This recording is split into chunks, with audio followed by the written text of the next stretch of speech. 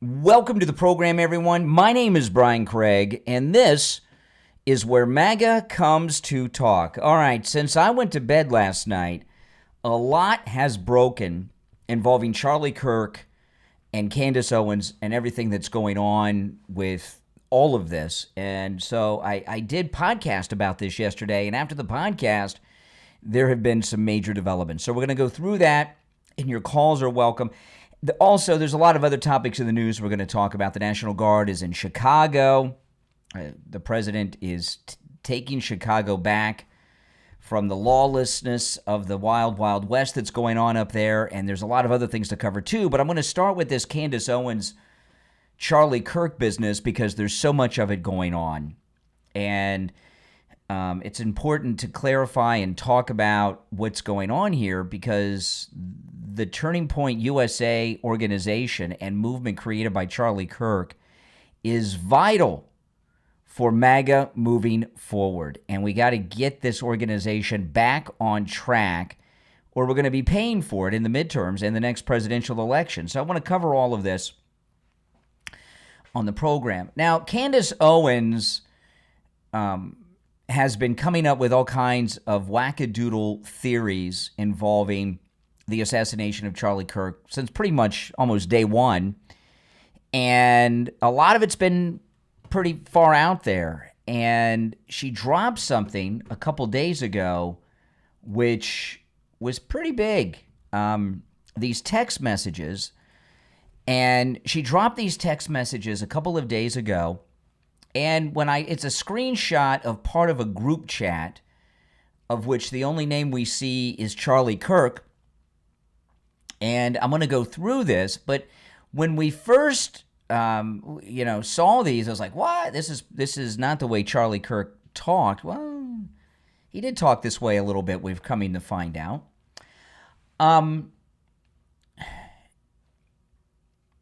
When I first saw these texts, I thought a couple of things were possible. One, I thought, maybe they're not real. In the day of all these AI innovations, it can't be too hard to create an image of text messages. I thought that was a possibility. I thought maybe they were real, possibly, but that was my least likely scenario of my three. And the third possibility was, Charlie Kirk was in the business of raising money from big money donors, and this text exchange might have been him telling someone something they wanted to hear so he could get them to donate or along these lines. Well, then yesterday on the Charlie Kirk show, Charlie Kirk's inner circle, his entourage of people that have taken over the show, at least for now, confirmed that the texts that Candace Owens showed are in fact real. That, in fact, one of them was a part of this text thread. And let me read it to you. If you're watching on the live stream with the green behind me, you're going to want to go to my main stream on YouTube where you can see and hear all the audio and video I'm going to play and see the images. So, and the link to the main stream is in the description of the live stream with the green behind me. And I'm going to read through this text, then we'll play some of the video and audio of the last 48 hours of things that have gone down. My name is Brian Craig. This is where MAGA comes to talk. If you're new, make sure that you subscribe. And we'll be on the air in a little more than 30 minutes on the radio. But we're just here on YouTube right now, getting a little pre-show. But here's the text thread. Charlie Kirk just lost another huge Jewish donor, $2 million a year because we won't cancel Tucker. I'm thinking of inviting Candace. Okay, now, that first line there is why I thought, well, maybe, Tucker Carlson had been speaking at all the Turning Point events. I saw him myself at one. And what arrangement Tucker has with Turning Point and had with Charlie to appear, we don't know. However, people like Tucker Carlson get paid big money on the speaking circuit. It's big money. And they have to get them there, fly first class, maybe private, put him up in fancy places. And I thought one of the possibilities is, well, maybe not. Maybe he's just throwing this out there to get Tucker Carlson in at a lower fee. I really thought that was possible because to see Charlie Kirk talking this way about Israel just seemed a little off to me. But again, this text has been confirmed by Turning Point USA. Okay, so back to this. Charlie Kirk, he texted, just lost another huge Jewish donor, $2 million a year because we won't cancel Tucker. I'm thinking of inviting Candace. Of course, Candace Owens. Next person in the thread went, ugh.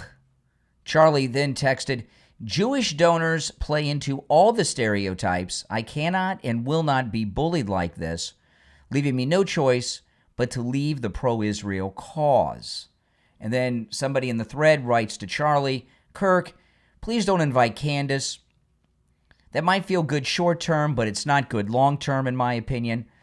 Like all groups, you're going to get a wide variety of opinions. That nasty free will thing that God bestowed on us makes life frustrating at times. And, okay, so I had mentioned on the podcast yesterday, I've been contacted by multiple people about Tucker Carlson, myself. And I'm not inviting him to speak anywhere. And I told a story yesterday on the podcast about a lady, but she's not alone. I had a personal appearance months ago that I did where a lady came for one reason and one reason only, to tell me not to talk about Tucker anymore. Jewish lady. And I've had other people who are Jewish say similar things to me about Tucker Carlson, okay? Because he had a particular guest on that very anti-Israel, considered very anti-Semitic. I did not hear that interview, but there's a particular interview that he did that really set things off, and he has not been pro-Israel with this cause. So when he says here, though, leaving me no choice but to leave the pro-Israel cause, then, that, because Charlie Kirk sadly is no longer with us, we don't have any context to what was going on. He can't explain himself. But a lot of people are reading into that is that he was going to become pro-Palestinian and pro-Gazan. I don't know about that, or become a fighter against Israel. I don't know about that either. A lot of people, me included, and the president's on board with this as well. A lot of us are pretty upset with Netanyahu. Netanyahu has drawn this war out a long, long time. He's a lot like Putin. He just, Israel was attacked in a god-awful attack 2 years ago. It was a god-awful attack. And, it was barbaric in nature, 100% unprovoked, one of the worst terrorist attacks in the history of modern civilization. Not by the numbers, but per capita with Israel, it was a huge loss. I mean, it was like, because Israel has a small population, and it was just a brutal, barbarian attack. And Netanyahu and Israel had world opinion on their side, but they've had this war going on so long, public opinion is turned against them. I mean, Netanyahu doesn't want the war to end, like Putin doesn't want the war to end, and I think that's obvious. And that doesn't mean that I am strongly pro-Israel. Don't misunderstand what I'm saying here. I'm very pro-Israel, and nothing will change me on that. However, I'm pro-American, but sometimes we have presidents that I don't like Biden or Obama, that are doing things. Doesn't mean I'm anti-American because I don't support the president and a particular thing they're doing, although I always support Trump. But you know what I'm talking about. So the same goes for Israel. You could support Israel and not approve of actions taken by their prime minister, right? It was government actions that gave Gaza to the Palestinians years ago. And most pro-Israel people in this country didn't support that either.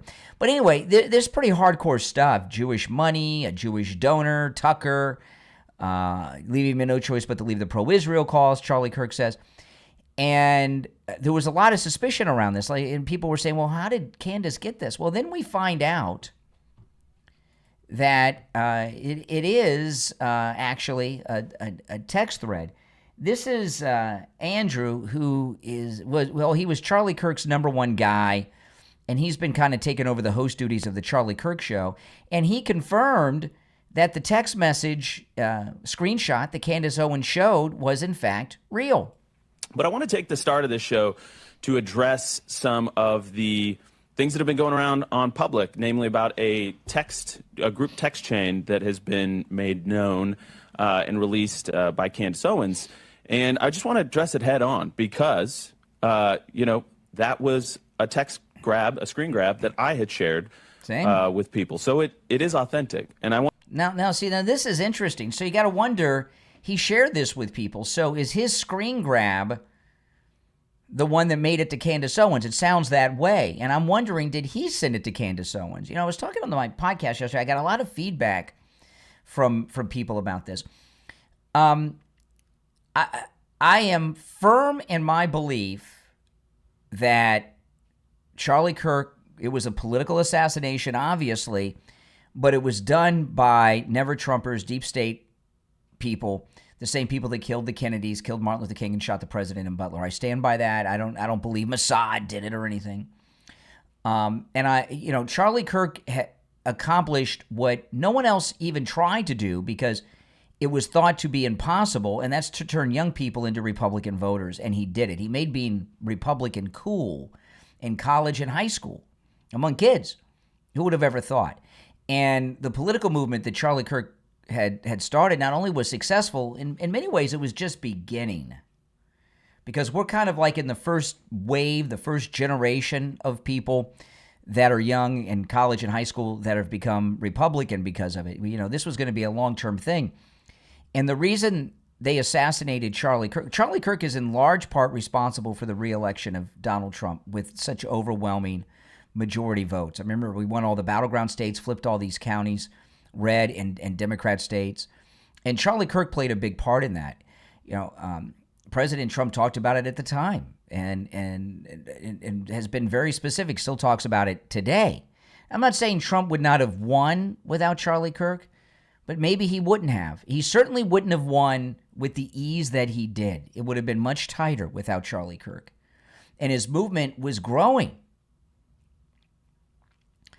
And these evildoers assassinated Charlie Kirk because they wanted to stop his political movement. And right after the assassination, I told you guys on this program, and most everyone, I think everyone has disagreed with me on this. I'm being proven right here. I don't want to be right about this, but I told you, Martin Luther King had a great movement. The civil rights movement led by Martin Luther King Jr. was an incredible movement that changed this country away from all that Democrat Jim Crow, that Democrat segregation and all of that.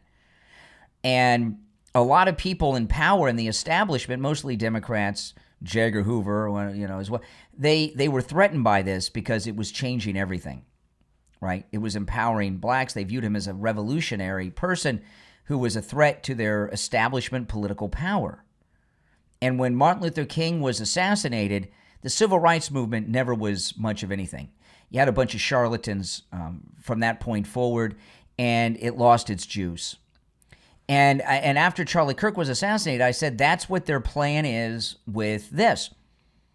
You like with Martin Luther King's movement, which Charlie Kirk modeled himself after. I think it's pretty obvious. Literally doing sit-ins at these colleges.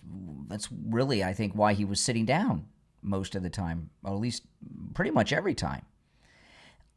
They assassinated Charlie Kirk because they wanted to destroy his movement. And it looks like they're being successful with that.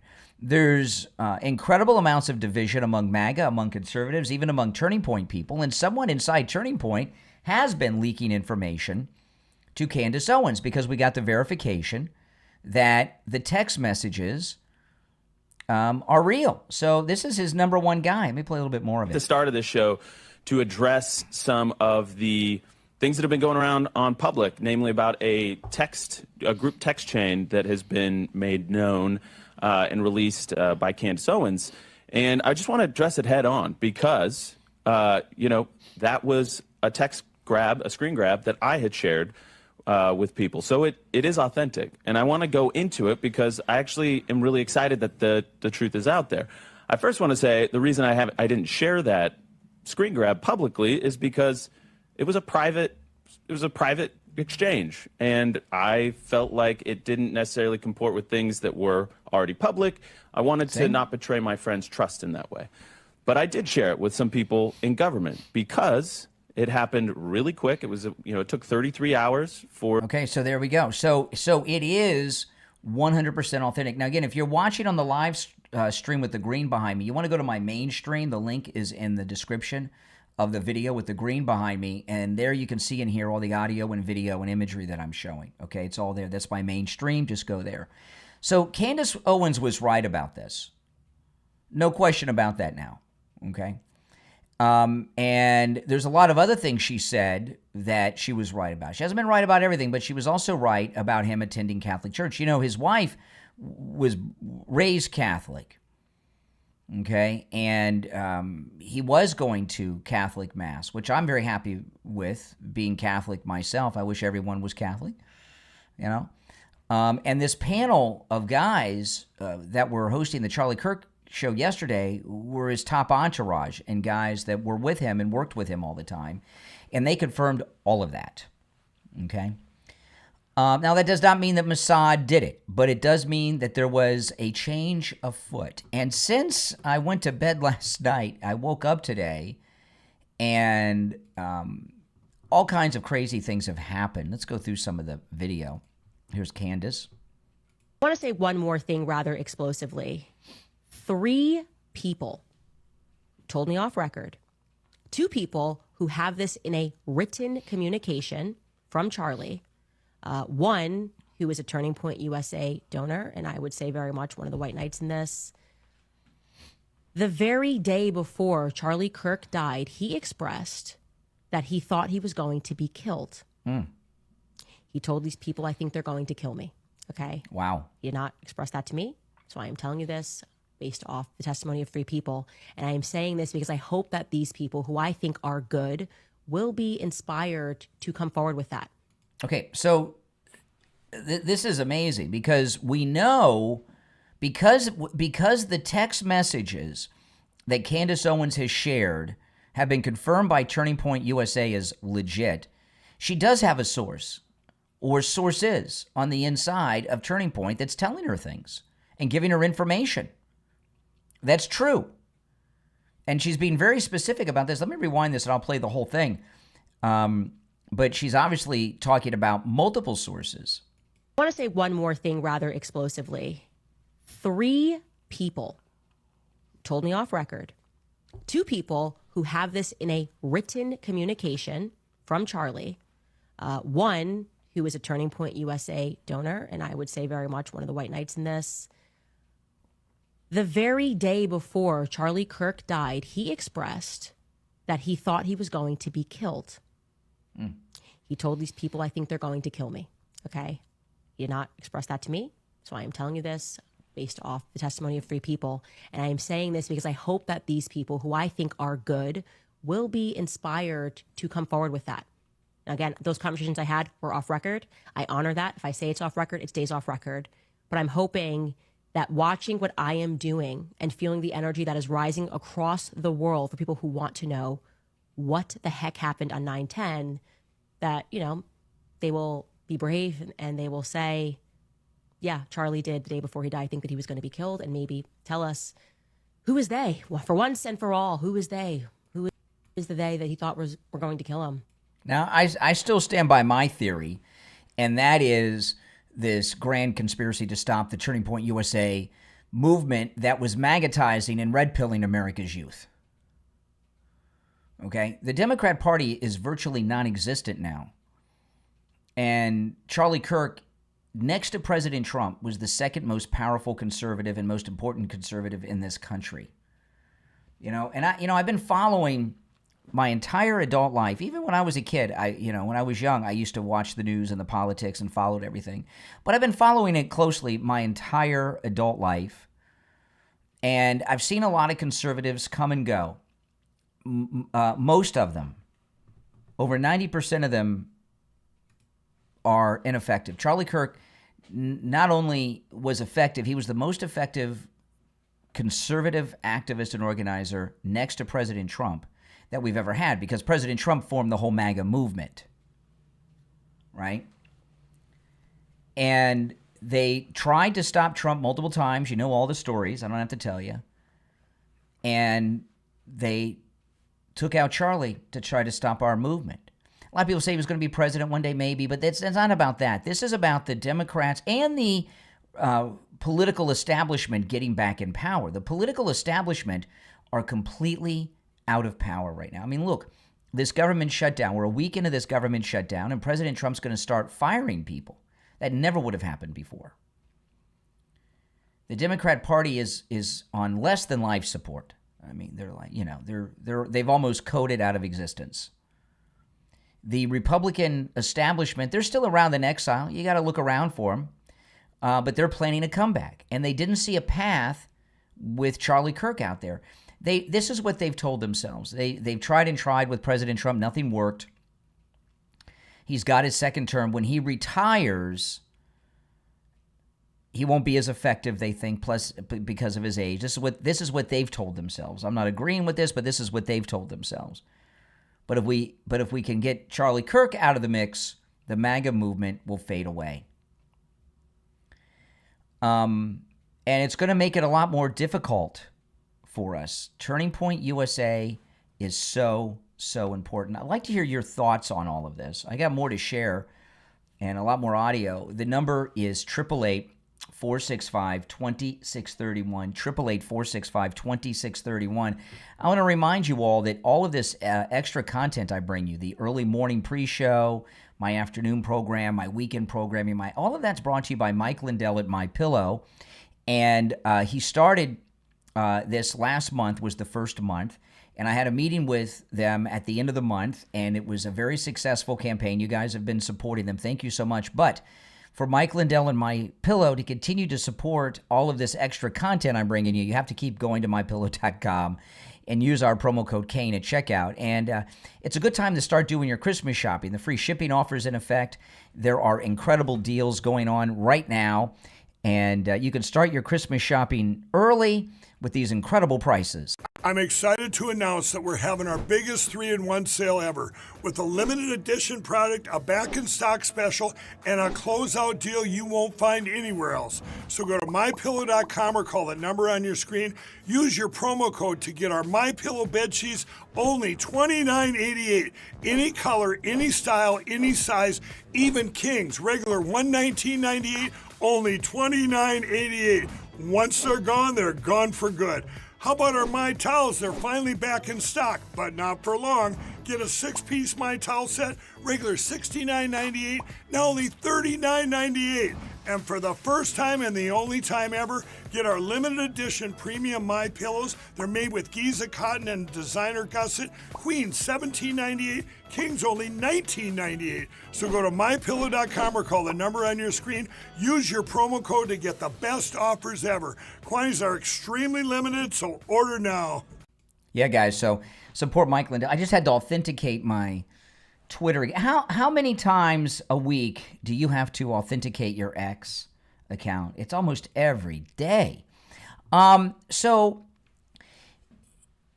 Charlie Kirk, as important as he was saying some of this. This is a clip of Charlie Kirk with Megyn Kelly, and it backs up the authenticity of the confirmed Charlie Kirk text messages. If you're on hold, stand by. The behavior by a lot, both privately and publicly, are pushing people like you and me away. Not like we're going to be pro-Hamas, like we're going to, but we're like, honestly, the way you are treating me is so repulsive. I have text messages, Megyn, calling me an anti-Semite. I am learning biblical Hebrew and writing a book on the Shabbat. I honor the Shabbat, literally the Jewish Sabbath. I visit Israel and fight for it. And there's another article out in the Times of Israel today. I could read it on air. I was just reading before I got on. Charlie, what are you doing? What am I doing? I'm sorry. Let's just take a step back here. I'm an American citizen. Yes, I want Israel to win. Yes, I'm a Christian. But some of the mess, and you've seen how I've been treated, Megyn, by some, not all, by some. No, it's very irritating. It's been so unfair. They were coming after you after Turning Point for, among other things, that you had Dave Smith there. Dave Smith is allowed to criticize Israel. You had both sides. The Israeli side was overrepresented. No, you're not allowed to. It's even worse than that. Again, I just want to repeat for the 5th time, I love Israel. I want Israel to win. But my moral character is now being put into question, Megan. Not my decisions. Not like, hey, are you doing this? Is it smart or is it dumb? But no, I am a bad person if I do this. And I could go, I mean, you saw it, Megan. It was trending on Twitter, thousands of tweets and text messages. And if I were to be charitable and generous, I will say the people that are attacking me are in a hyper paranoid state because they're at war, and war tends to make things black and white, and you're a hammer looking for a nail. So I'm trying to be charitable, Megan. Literally, I'm trying to cut as much slack as I can, right? Like, okay, what would it be like if all of a sudden I'm starting to see a pattern of behavior similar to what my grandparents saw in 1930s Germany online? How would I behave? So that's like my charitable kind of overcompensation spirit. At the same time, I'm like, but it's not defensible to be dumb, right? Yeah. So, and it's offensive. It's offensive to those of us who have been out there defending them in many instances against critics on our own side. And now you have a couple of comments like, well, what about this? Well, has it gone on too long? Like, is it time to wrap it up? And the thing about Epstein is just so bizarre. I don't know who he was an agent for. It might have been Israel or an asset, or it might have been nobody. Yeah. But we're allowed to speculate about that. It's there's some rule. You can't go there when it comes to Israel. Well, you and I believe that we're Americans and Americans first, period. End of story. We are citizens of this nation, okay? That's right. Israel, we have funded, we have supported, and they're up against a sea of Islamic totalitarianism, and we should be cheering for them, right? Because they're up against barbarians and monsters, and we want them to win. However, here is Megyn Kelly and Charlie Kirk combined, probably 30 million social media followers, like pretty, right? And you and I have been holding this down, and you probably get the negative, oh, you're just shilling for Israel, whatever. I'm like, okay, I'm going to do what's right regardless of the feedback, right? But then all of a sudden, like, I host a person that I moderate the debate of, mind you, right? And I give equal time to Josh Hammer, equal time to a pro-Israel advocate, and my moral character is being put into question. And so I think it's a hyper paranoid, like, we're just going to try to, we're going to just stamp out everything type of practice. But it goes to the point where, if, for example, if I have less ability sometimes online to criticize the Israeli government without backlash than actual Israelis do. And that's really, really weird, isn't it, Megan? Wow. It's hard to, you hear his voice and you see him there talking. It's hard to believe he's gone, isn't it still? It is. It is. Yeah. And what he's talking about is asking any questions, not dropping support of Israel, but questioning the policy of Netanyahu. You know, those of you that have listened to me since I've been doing this in my teenage years, my late teenage years, when I first started in broadcasting over 30 years ago, I got in big trouble at a radio station, and I was one of my first radio jobs where I was talking on the air about issues like I do now. I was fired from. The station general manager, who was one of the owners of the radio station, had fought in the Israeli 7-day war. He was in the Israeli army, and I can't remember what the specific issue was. I mean, we're talking like over 30 years ago. But I said, oh yeah, I remember now. If I tell you the story, I said I said something that was not anti-Semitic, but it was viewed as being critical of Jews, even though it wasn't. And I got fired for it. And there was a guy who has passed away. He was the number one guy in Miami radio since the 70s, 80s, 90s, and even in the early 2000s. He was the number one guy in the Miami radio market, Neil Rogers. And at the time, I was like 19, 20-ish. 21, something like. I was between 19 and 21 when this happened. So it's been a long time. I'm 54 now. It's been a long time. And I remember when Neil Rogers told me, this was off the air, he says, Brian, you can't talk about the Jews. He told me that. He said, you can't talk. And he, by the way, was Jewish. He says, you can't talk about the Jews, Brian. And there's a lot of truth to that we're seeing now with some of the things that are going on. And that's what Charlie Kirk is talking about here. All right. Now, I will take some calls. Now, again, we're not on the radio yet. This is just on YouTube. The number is pinned in the live chat, 888-465-2631, 888-465-2631. You're on the air. What's your name? Where are you calling from? Good morning. How you doing? Doing well. How are you? I'm pretty good. I was calling. This is Maria from Florida. Yep. Okay, I was calling because I've been watching the situation with Candace Owens, and I've been listening to her. I listened to her one time. It turned me off because everyone, and I've been listening to all Charlie Kirk, his speeches way before he passed away, like a couple when 2016. After Donald Trump had won the election, I went on ahead and started listening to some of his stuff. He sounded good. You know, he sounded like me because, you know me, I'm a Christian. Yeah. So I started listening to his stuff. But in the last, I think it was the last 5 months or 6 months before he died, he started criticizing Israel for the things that they was doing to him because they was literally threatening him. Now, the text message that I seen, that's actually true. Yeah. But Candace Owens, to me, she went too far because she said Israel killed Charlie. Yeah. That's not true. No, she's wrong about that. She's wrong about that. Yeah. Yeah. But the text messages are true. Charlie Kirk was about to cut not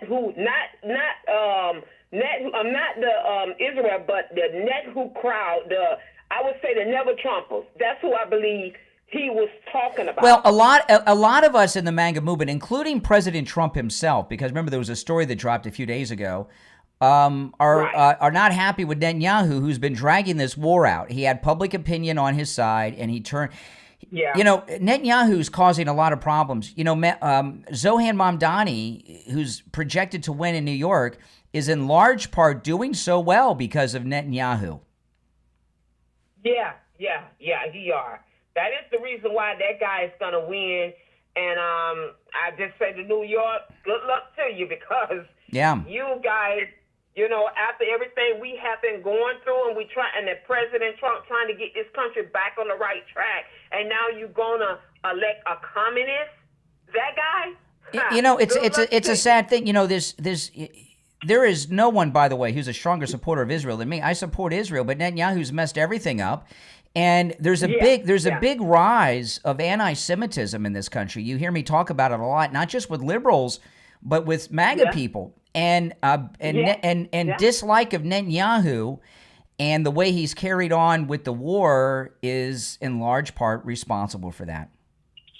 Yeah, he is because, like they say, he could have been did this, and you have these Never Trumpers are pushing, try to push President Trump to keep Israel in the light as, you know, don't attack Israel. Yeah, and, that's right. You know, knowing President Trump, that's not going to happen. No. And so I do believe that the Never Trumpers had something to do with this young guy coming trying to attack. This was Democrats, Never Trumpers, Deep State. It was a collection of people. Yeah. You know, and it was all and taking out the assassination of Charlie Kirk was about stopping the MAGA movement. They figure, well, Trump's in his second term, that'll be it. And after they don't have Trump, it's gonna weaken. But we got this Charlie Kirk problem. If we get rid of Charlie Kirk, the movement will dissolve. And we see Turning Point evaporating before our eyes over all these conflicts. Yeah. We have people inside Turning Point that are leaking information to Candace, and we have people in Turning Point confirming that Candace Owens does have sources in which some of which she's reporting. In the instance of him becoming Catholic and the text messages is all true. Yeah, it is. You know, because I know I heard him say multiple times that he was not, you know, going to come there because he said that's two different version of God, he doesn't want to do that. You know, but I don't know what, you know, I don't know how true that part is. Yeah. But I do believe that he was really actually walking away from Israel, from, you know. Well, I don't know about that. Walking away from Netanyahu. Yeah, yeah.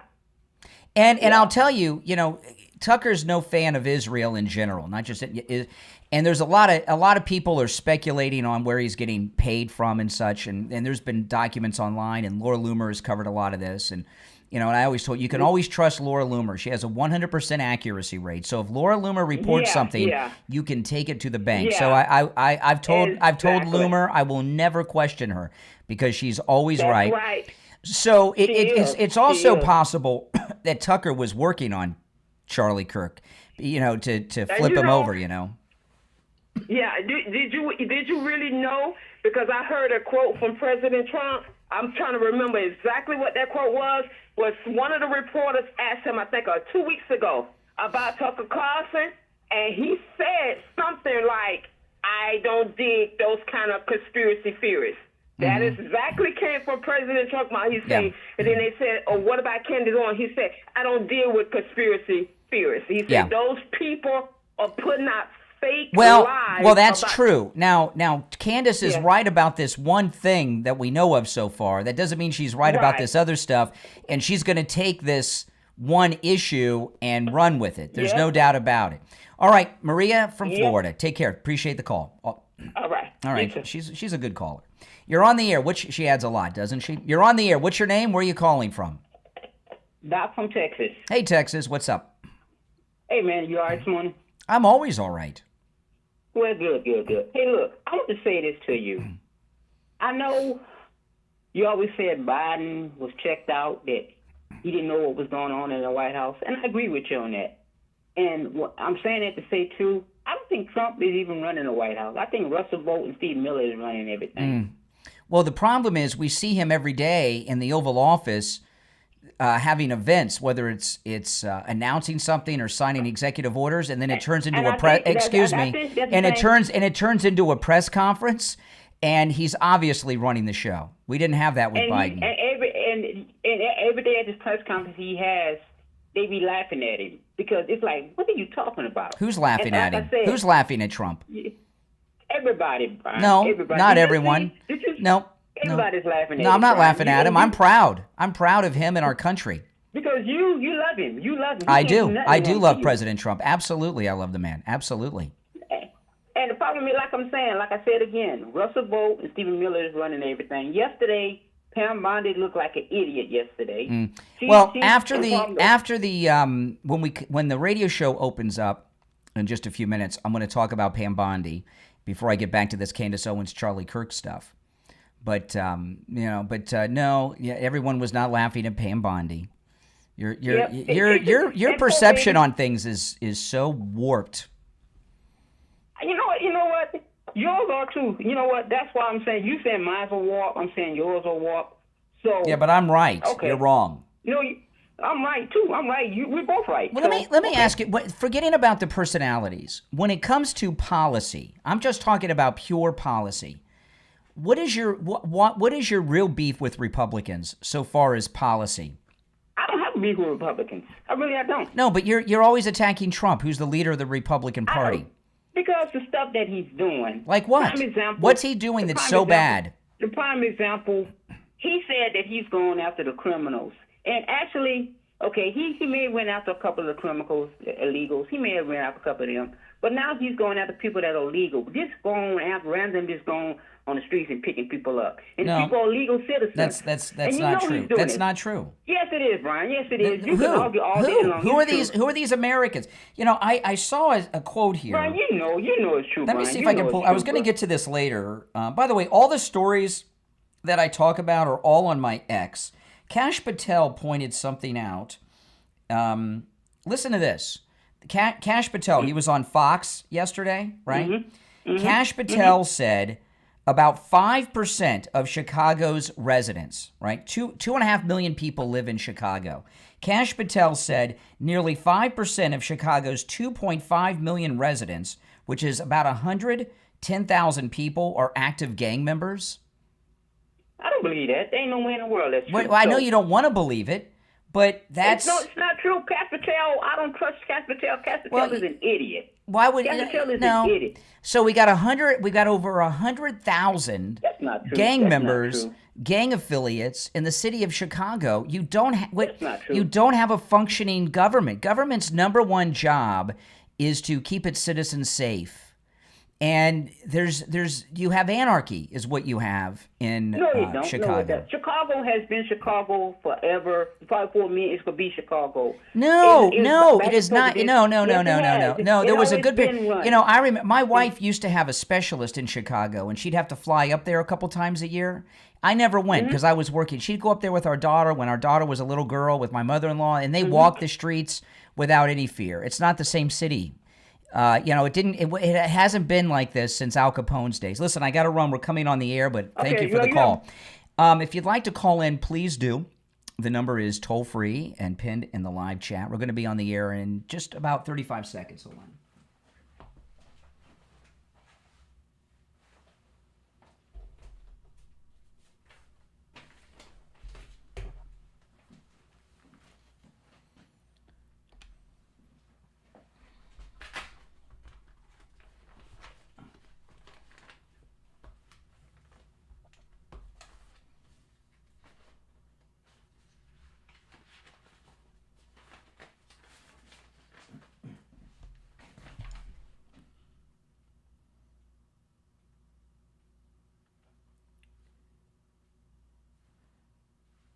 Welcome to the program, everyone. My name is Brian Craig. You are listening to Florida's longest-running radio show, Steve Kane Show. If you're on hold, stand by. In the pre-show, I start the show every day about 30 to 45 minutes early, taking live calls, and I was talking about some things going on with Charlie Kirk and Candace Owens, which I will recap in a bit. But here at the top of the hour on the radio show, I want to talk about Pam Bondi yesterday. Pam Bondi looked and sounded great. And I enjoyed her filleting these lowlife creep Democrats.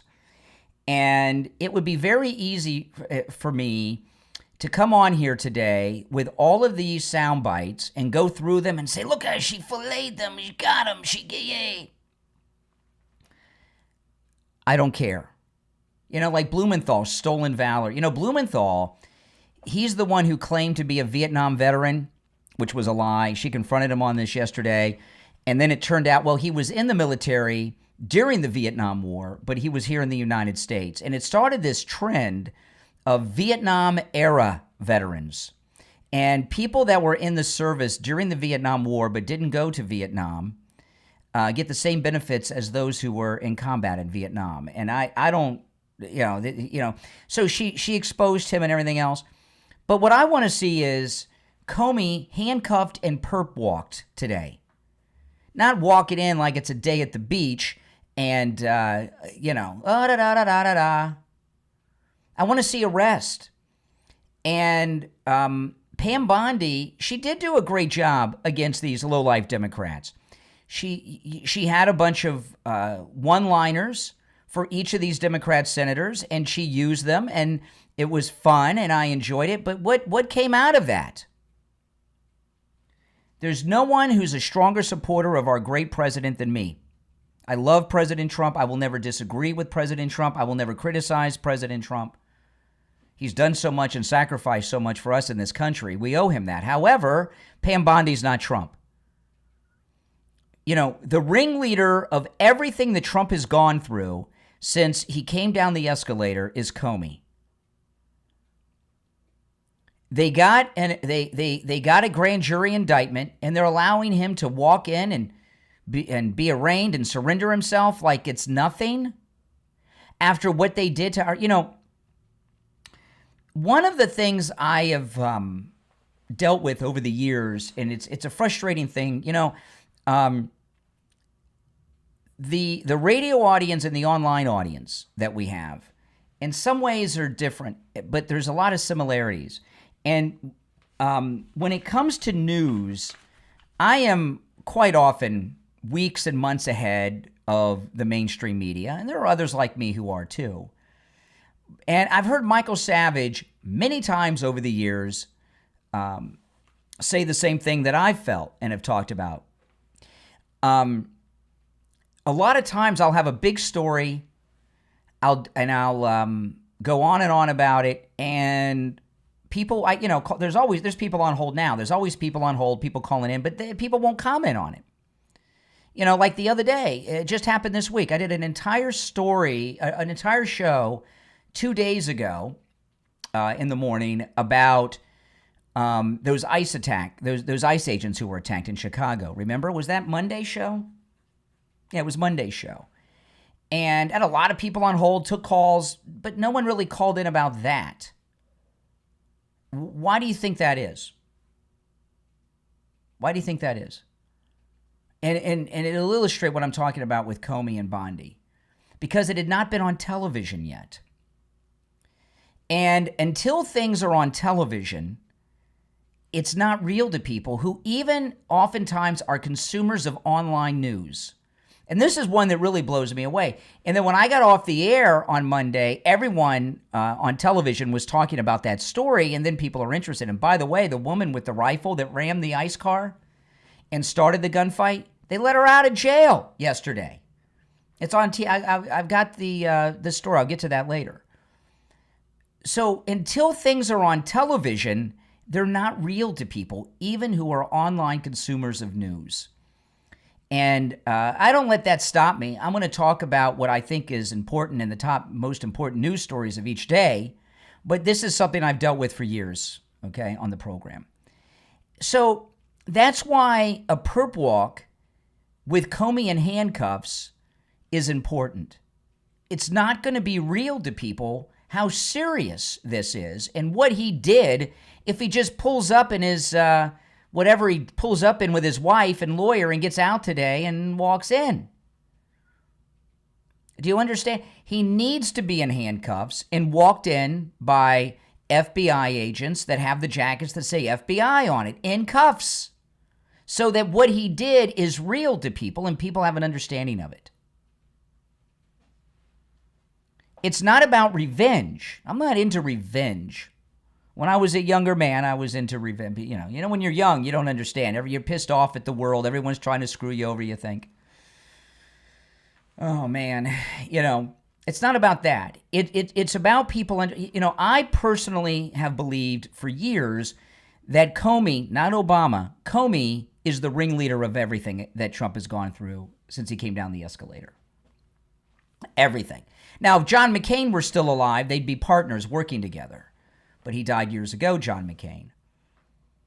And when he pulls up in his car and just strolls in to some federal building, what does that mean? Did they let Roger Stone do that? Roger Stone, I had Roger Stone on the show a few times talking about that. He said he could see the Justice Department from the window of his living room. And they still did, I'm sorry, not Roger Stone, Peter Navarro. Peter Navarro told me that he could see the Justice Department building from his living room, Peter Navarro. And they still busted in, arrested, and put him in shackles. They put Peter Navarro in shackles. And you know what they did with Roger Stone here in Florida, the feds. That was just about nastiness. But what Comey has done is so severe, walking in and out of a federal building like he's visiting, it doesn't send the message that the country needs to see, that he is a bad man who was the ringleader behind an over decade-long, which, by the way, is still going on today. It hasn't ended. He is the ringleader, certainly one of the top commanders in the entire everything that President Trump has gone through. And if he's escorted in by federal agents in handcuffs, he can put his coat over his wrist if he wants or behind his back, whatever it is they do. That would let people know, wow, he's under arrest. He's not going to look like he's under arrest. We may not even see him go into the building. I expect to see him come out smiling. So, remember that Shania Twain song, That Don't Impress Me Much? Remember that? So, I saw what Pam Bondi did yesterday, but that don't impress me much. Those little moments. I'm sorry, Pam Bondi. You know, she is the Attorney General of the United States. Where are these arrests? Why is Comey not in cuffs today when he turns himself in? Why is he not being escorted in by federal agents? Like he owns the joint. Like he's doing them a favor. Like he's renewing a passport or something in there. It's because of her.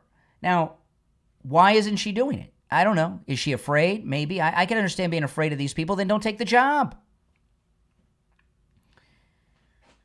But no, I can't sit here and go through a bunch of sound bites and tell you guys that Pam Bondi's spectacular.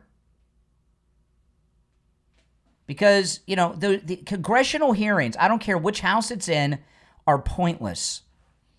All they're about are sound bites for the news, or these days to try to go viral. That's all they're there for. Now, I did enjoy her calling, you know, shouting down these people and calling them out because they're all lowlives and creeps. Don't misunderstand me. Everything she said to them was true, and I enjoyed it. However, I can't go through these sound bites and praise her as some great attorney general today. And I know a lot of people will do that, and maybe some of you want me to do that, but I just can't do that. I want to see Comey in cuffs. I want to see him escorted in by FBI agents with big FBI letters on their jackets. And I want to see a mugshot. They got one of our president. I want to see one of him. Don't you? In fact, I want to see that mugshot online and on television before he's allowed to come out grinning ear to ear talking to the press or waving to the press. But I don't expect to even see that. Do you? All right. So your thoughts on all of this are welcome at 888-465-2631. Now, in the early show, I was talking about a lot going on with Candace Owens and Charlie Kirk, which I will recap, and you're welcome to call about that as well. You're on the air. What's your name? Where are you calling from? Name is Alexander, and I'm calling from Hawaii. All right, Alexander in Hawaii. What's on your mind? I was just calling in because I'm really fucking pissed off. Oh, there we go. First dump of the day, Mike. But you know what? It's the perfect time for the first dump of the day because it's time for a break anyway. And I can talk about Dr. Philip Appleton and his laser away pain treatment. I love Dr. Appleton because he's you know, if you notice, you hear me talk all the time that I don't have health insurance. We've got great sponsors that take great care of me. Dr. Appleton took care of my arthritis and my injuries and my pain and suffering. Life Imaging FLA, they gave me my full body scan. My heart, I have no plaque buildup, right? I have no blockage. I have no cancer. Coastal Weight Loss Secret, I lost over 35 pounds. You know, we've got, you know, to feel good, to be pain-free, and to have a good life, I don't need health insurance. I just need these great sponsors that I use here on the program. And Dr. Philip Appleton, you know, the way I came to know Dr. Appleton was just over 3 years ago. There was a guy who was a salesperson at the radio station when, you know, and he said, "Hey, Brian, there's this," he says, "Do you have any pains, any aches? You're hurting anywhere?" And I said, "Yeah, my knee." I said, "Why?" And he's like, "Well, I met this new doctor, and he's got this laser away pain treatment. He says he can get rid of that pain." I said, "Okay, when can we go?" He said, "Tomorrow after the show, let's go." I said, "Okay, let's go." And I went to see Dr. Appleton, and I had the same consultation that you can have. By the way, it's a free, no-charge consultation with Dr. Appleton, a free, no-charge consultation. So he explained how the robotic laser works and what it would do. And, you know, I thought, you know, after 30 years of pain in this knee, okay, you know, you're desperate, you want to try anything. But I was skeptical. He treated me. The next day, I was feeling better. The day after that, I went back for my second treatment. And since then, I've been pain-free in my knee after 30 years of suffering from a car accident I was in. And I was a passenger and in the front seat, and my legs tensed up when the accident happened, and I hurt my knee.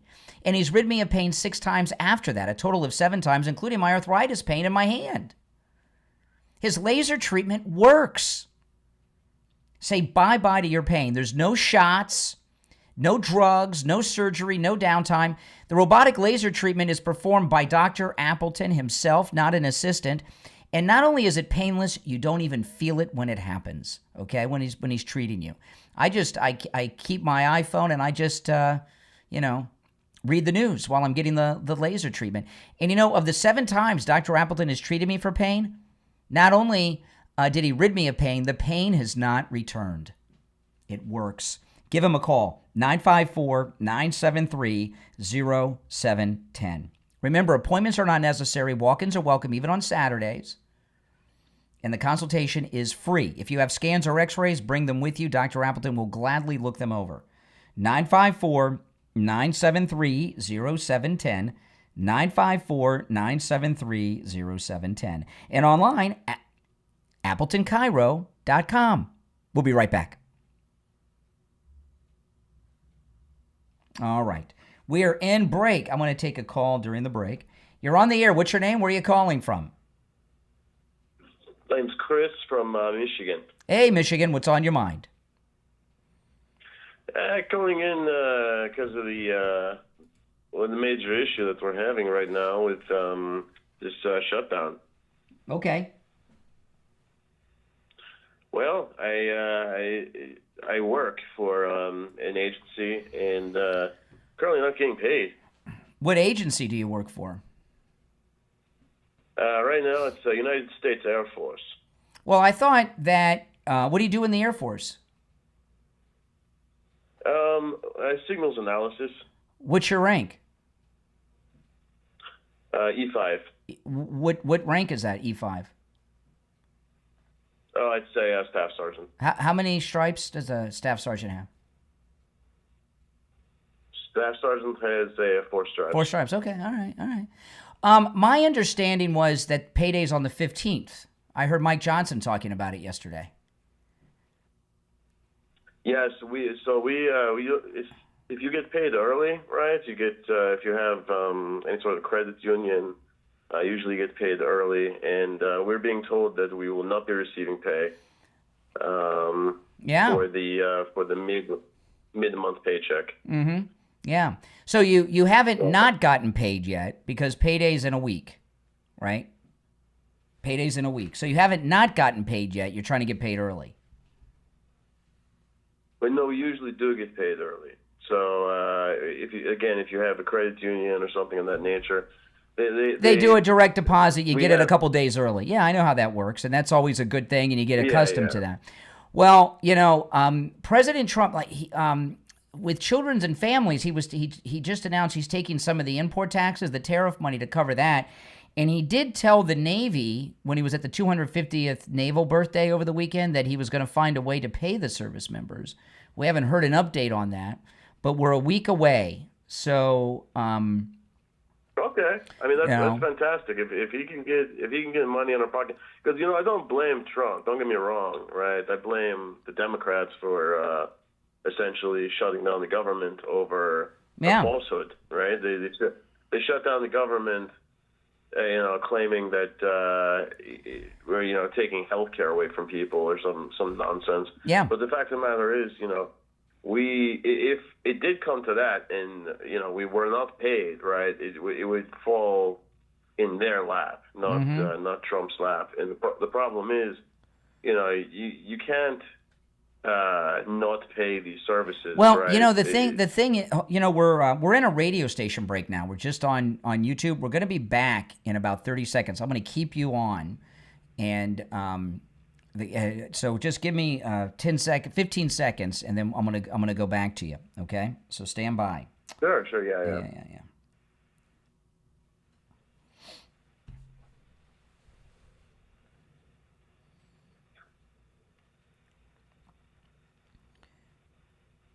Welcome back, everyone. I'm Brian Craig. You're listening to Florida's longest-running radio show, The Steve Kane Show. On the line, I've got an Air Force staff sergeant, and you were telling me next week you're not going to get paid, and you were telling me that you normally get paid early. So I guess what do you have, the Air Force Credit Union or something? Yeah. So I don't specifically go with the any sort of military credit union. I go through a Florida credit union, actually, Space Coast. So you okay? Oh yeah. They're everywhere. So you typically payday is the 15th, but because of that, you get a direct deposit typically early, and you haven't gotten it yet. Yeah. And that's yeah. Oh, sorry. I was just going to say, so they can kind of predict out, right, if you're going to get paid or not on the 11th, and they've been saying that, but there's a lot of misinformation going around because people are a little. Well, here. I want to ask you a couple things about this, okay? I saw Mike Johnson, the Speaker of the House, on TV, and he said something, and this is not new. I've heard this before, and it's outrageous and disgusting. He was talking about how some members of the service, their families are on like WIC assistance and EBT and things like that, and no one in the military should be on government assistance. They should be giving free baby food and formula But anyway. So what happened? Do you have a family, wife and kids? Yeah, so I have a wife, one child. Do you live in base housing or off base? Off base. Wow. Okay. So when's rent due? So my rent would be due on the 1st. So I've already paid rent. I got paid on the 1st. Nobody, you're calling in anonymous, okay? All we know is you're an Air Force staff sergeant. There's got to be, I don't know how many staff sergeants are there, but what does a staff sergeant you have 2 dependents, right? A wife and a child. What do you get paid every month? So I only get paid for one dependent. Oh, your child, not your wife. Yeah. Yeah, and it's the same rate regardless of who. It's just one dependent. So it's VAH with dependents, right? Yeah. And that's that rate as opposed to. So what do you get paid a month? Without, but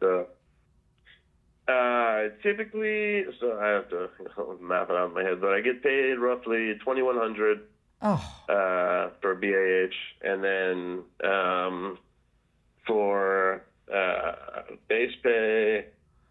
I'd say I get paid about $8,000 a month, somewhere in that. You make $8,000 a month total.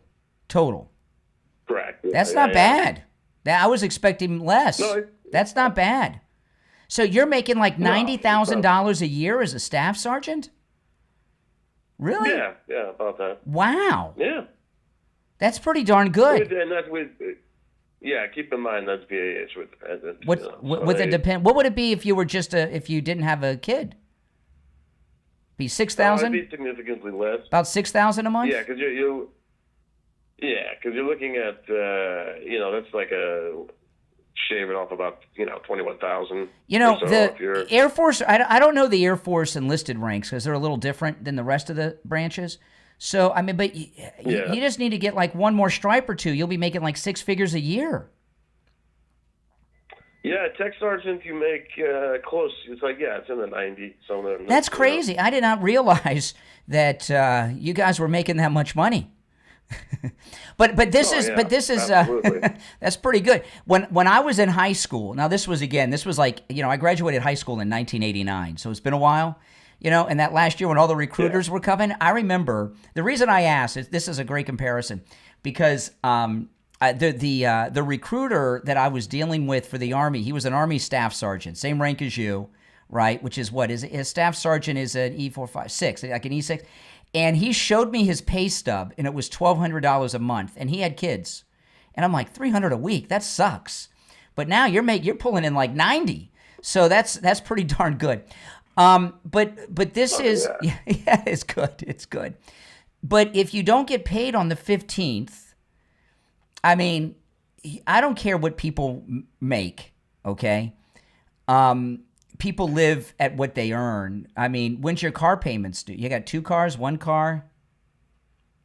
Yeah, we got 2 cars. Between the 2 of us, car payment's about $1,100 a month. Yeah, when's the car payment? Is car payment due? I mean, you're going to miss the car payment if you don't get paid on the 15th? No, I mean, so we have a good chunk of savings. So we were able to eat into our savings a little bit. If we end up not. But I don't know. I don't know if you're the typical. You're not the typical guy because I mean you are a staff sergeant. There's more guys underneath you, and they're not making 90,000, and they probably don't have any savings, and and there's got to be a significant decrease in the amount of pay people are getting under you, and you've got the dependent, which is another 2,000. You said you get. I know it sucks, and it's not right. It's not right, but this isn't like a partisan thing I'm saying here. As much as I love Trump, there's nothing Trump can do about it because it takes 60 votes in the Senate, and these Democrats. They think that if you and other service personnel are made to suffer and do without, that it's going to force him to give the insurance to the illegals. But I got to tell you, it can't be too hard to do recruiting if you can be. How long you been in the Air Force? I have been in the Air Force for almost 10 years. 10 years. You didn't graduate college, you'd be an officer, right? So you didn't did you go to college? No, I did. I have a bachelor's degree. Why are you not an officer? Being an officer, becoming an Air Force officer is actually quite difficult. Yeah, especially if you don't go through the academy. Yeah. So, oh, really? I know guys with master's degrees who are are enlisted? Get out of town, really? Yeah. That's insanity. Yeah, absolutely. Does you're stationed here in the United States? So does this $90,000 a year you're making? Is this because of your specialty that you're in, or are you just paid by your rank and your dependent? Because I'm just shocked at how much you're making as a staff sergeant. Yeah, so I'm not, and there's no special pay for what I do. It is the BAH has a lot to do with it. So Maryland is expensive, right? So depending on where you are, I know people like California, things like that. The BAH is higher. Mm-hmm. They try to. Oh yeah, they pay by. You get paid. You get paid differently by the state. Like if you were in California, your pay would be higher. Right, and the BAH in like Tennessee, for example, be lower. It's like $300, $400, or something terrible. Yeah, it's not that low, but it's low. So it's like, a lot of it has to do with the BAH. A lot of it has to do with the BAS. Well, I'm surprised. I'm surprised what you told me about the college degree and the masters and all that stuff. But for most people in the service, the Air Force is a little different because the Air Force is the most difficult to get into because there's a lot of technical things and such. I get that, but the other branches, you couldn't work at Walmart for 10 years and earn $90,000 a year unless you got really lucky and became a store manager. I mean, you're doing pretty good in the service. That's amazing. They should report. The recruiters should talk more openly about how much you're making. Yeah, I know. I don't know why they don't. I mean, the pay is one of the greatest aspects of being in the military. That's damn good. Granted, it is. And granted, the thing is, for my job in particular, I don't plan on doing 20 because I have contracting offers on the outside for much more than what I'm making right now. And, the thing is, you join the Air Force, you put in 10 years, you get paid good the whole time, and then you go and you become a contractor, you get paid even more. And wow. You meet your contacts while you're in, and then, it's... That's a great way. You hear that, guys? You got to join the Air Force. Get your kids in the Air Force. So all right. So getting back to the story of the day, I don't think you're typical, though. I don't think you're typical as a military person, even at your rank. And I imagine there's a lot of guys that are pretty scared right now that they're not going to get paid next week. Yeah, and I hear it, and I have subordinates who are, particularly upset over this. And the thing is, because a lot of them are living paycheck to paycheck. Yeah. You shouldn't, but that is what it is. And it's to see Democrats, use this, right, and laugh about it and have like this sort of like, gleam in their eye when they talk about, us not getting paid, and it's nauseating, Yeah, it is. Because a lot of guys aren't going to be able to make their car payments, right, or their credit card payments. No. Correct. Yeah. And they're screwed. Yeah. Okay. Yeah, you are. And same thing with mortgages. With housing. Right now, we're trying our best to set things up right where, there's loan offers through credit unions, specifically for service members. Yeah. And different things of that nature. And we're trying to make sure everybody's aware of that. But that only lasts so long. So let's say, for example, and we've talked about this, that Democrats decided that they wanted to, pull this stunt and make it last, month to month to month. What are we supposed to do? It's like President Trump, let me tell you, because President Trump, because he comes from the private sector, right, and private business, the biggest expense in a private business is payroll. So he has an understanding of people getting paid beyond what a normal president would have. And I'm going to trust him at his word when he told the Navy. I think that he does have a way to pay you guys, but he doesn't want to announce it because they'll find some federal judge to stop it. Yeah. So he's just going to do it. Like he just announced yesterday, he's going to use the tariffs to pay for the WIC, for the baby formula, people and all that stuff. So maybe, he says he's going to, so the government has plenty of money. They make the money. They actually have machines that make it. So I find it hard to believe that a week from today, our service personnel are not going to get paid. I find it hard to believe. Well, I joined during Trump's first, during his first term, and during his administration's first and now, we saw three of the biggest raises in both BAH and base pay that has ever been in the military, even by percentage. Mm-hmm.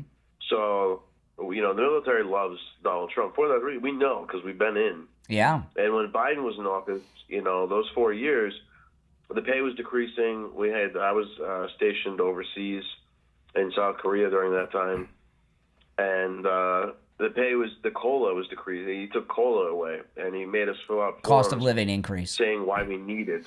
Yeah, the cost of living increase. Yeah. And he made us fill out forms saying why we need it. You know why? It's because Democrats look down at people in the service. They think that people in the service are low-class people. Remember when you're probably a little too young for this, but when John Kerry was running for president, he talked about people that couldn't make it or have an education would join the military, right? And so they think that people in the military are people that are low-class people that can't get a job anywhere else, that they're almost like doing a favor to let you in the service. I don't think they realize how high-tech and specialized it is today. I believe it, and they don't realize because the military has changed a lot, and now you have most people in the military are highly, highly skilled. Mm-hmm. Even people I work with, who speak 5 different languages, and they do hold master's degrees, and they're in for nothing else but to serve the country. They truly want to, serve the country, because otherwise they wouldn't be there, especially with the credentials they have. I want to ask you this, and I don't know if you can answer this or not. All this weaponry that we've been giving to Ukraine the last few years, it's so high-tech, and everything's so computerized. It's got to be in English, not Ukrainian. We've had to have guys in Ukraine operating this high-tech equipment all these years. Yeah. Well, I mean, think about it. I wouldn't be too crazy to get somebody in there to maybe, instruct them. Yeah. Well, listen, I got to run, but I'm late for the break, but I appreciate the call. You've added a lot of information out there. I appreciate the call. Yeah, absolutely. You have a good one. All right, take care. And if you notice at the beginning of the call, because a lot of people call and claim to be military and they're not, and I verified that right in the beginning. That was a pretty interesting call. If you're on hold, hang in there. We're very, very late for the break. My apologies. We'll be right back. Yeah, that was a good call. That was I was shocked that he's making $90,000 a year as a staff sergeant. Holy smokes. Is that surprising to you guys? Or am I the only one that was surprised? Now, I'm going to play this coming up. I'm going to play it for you guys now. Candace Owens. Did you see this? Candace Owens said she was visited by Charlie Kirk's ghost. Did you listen to this? Like I just said, had a vivid dream this weekend, and Charlie came to me and he told me that he was betrayed. And so for me, you don't have to believe that, but I do believe that. And it was the immediate sense I got, actually. And I don't know who exactly it is that betrayed him, but I also felt in the dream that it is soon going to be revealed, that it's actually inevitable that it is going to be revealed, that there is nothing and no one that is going to stop the truth from coming out, and it is going to have international consequences. Take that to the bank. Quote me on that. Women tend to have a strong, Yeah, so she was visited by Charlie Kirk's ghost in a dream. You know, I have thought forever that they used to be a couple. I really have. You know, do you think that they were a couple back when before he met his wife and she was at Turning Point? I thought they were a couple and that she may have left because they broke up. I thought that at the time, because the first time I really noticed the two of them, Charlie Kirk and Candace. I mean, I knew who she was because I remember when she was on Periscope. If you're on hold, stand by. I'm going to go back to the phones after the break. They were harassed having breakfast somewhere. I can't remember if it was Washington. I think it was in Washington by some leftist. And I saw them, and they looked like a couple to me, like they were romantically involved. You know, yeah. Do you guys agree with that? Yes or no? We'll be back on the air in a couple minutes. I took that break really, really late, but I want to remind you guys that if you're a Medicare recipient, you want to call Chapter. Chapter covers all 50 states. And, you know, if you think you're okay with your Medicare for next year, still give them a call. You're going to get a live agent on the phone. No matter what state you're in, you can call. And they'll review your policy. It's completely free help that you're going to get with your Medicare. There's no catches or gimmicks to that. And a lot of companies are pulling out of Medicare entirely all over the country. So you want to call Chapter and make sure that your policy is intact next year. They'll make sure you're not paying too much. The average Chapter client saves $1,100 a year. Give them a call. The number's right there on the screen, 805-754-3033. 805-754-3033. They can help you no matter what state you're in. If you're a Medicare recipient, it's open enrollment period. This is the only time of year that you can make changes to your Medicare policy. Once open enrollment is over and it's a short window, you're stuck. So give them a call, take advantage of that free help, and have them review your policy. Again, whatever state you're in, they can help you. 805-754-3033. 805-754-3033. All right, we'll be back in less than a minute, and I'll go to the phones. Okay.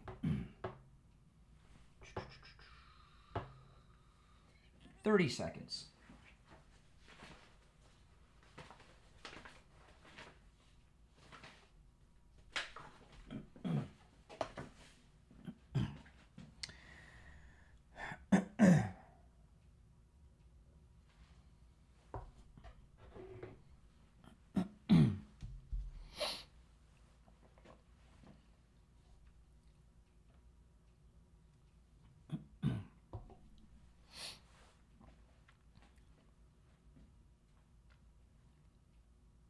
Welcome back, everyone. I'm Brian Craig. This is the Steve Kane Radio Show, Florida's longest-running radio show. That was some call, huh? Am I the only one that was shocked that a staff sergeant is earning $90K a year? Oh my goodness, I was shocked when he told me that. You know, when I get calls from active duty, I often ask them what they get paid, and that's a significant increase. I haven't had a call where I've asked somebody that in many years, and those are those pay raises he got from President Trump that first round. I mean, that's pretty good. All right, let's go. You're on the air. What's your name? Where are you calling from? Trump hired a child molester, Robert. Yeah, well, there you go. You're on the air. What's your name? Where are you calling from? Hi there. This is Diana from Brevard County. Hey, Diana. What's up? All right. So this is the first time that I've called since Charlie Kirk was assassinated. Uh-huh. Let me just say, I really haven't had anybody to talk to about this in real life, but I kind of felt like I was killed at the same time, if that makes any sense. Yeah. But this whole thing with Candace Owens and Jewish people and Charlie Kirk, I cannot even stand to look at Candace Owens and have not since shortly after October 7th, 2023. Yes. And I listened to Brandon Tatum last night, and he made me feel better about this whole situation because he said, you know, these people at Turning Point, they are betraying Charlie so bad by sending out let me tell you why I was talking about this early on in the show, and my podcast yesterday I went into a lot of detail. So if you guys, I watched it. You know, catch it. Here's the thing, okay. Obviously, you know, I always credited Charlie Kirk for the great work he was doing. This before he was killed, okay, assassinated. I always credited him for the great work he was doing, turning the youth into Republicans, right? He made MAGA cool, and what he did is, you know, I talk about this a lot. I didn't always agree with him, and I didn't listen to his show all that much. But the reason that I'm talking about this now, I don't subscribe to Candace Owens' theory that Mossad killed him. I still stand by my original theory that he was killed by the same people that shot the president in Butler.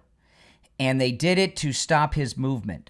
And they've been effective in doing that. Candace Owens is helping the assassins get away with what they were trying to do, as are people at Turning Point. Because what's going on at Turning Point USA, there's the way I would describe it, palace intrigue.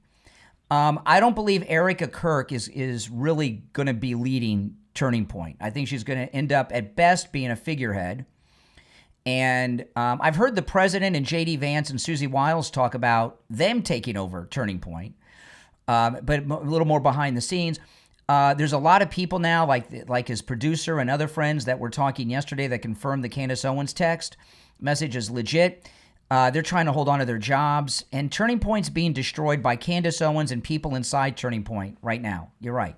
Yeah, no, and it's terrible. We need them. Your podcast yesterday, that was pretty much spot on with everything. Yeah. I don't always agree with everything with you, but that's okay. I thought that was excellent analysis. And Turning Point, I'm like pretty much done with them as an organization, not what they stand for, but as an organization, I'm sick of them. Well, you know, but you know, here's the thing.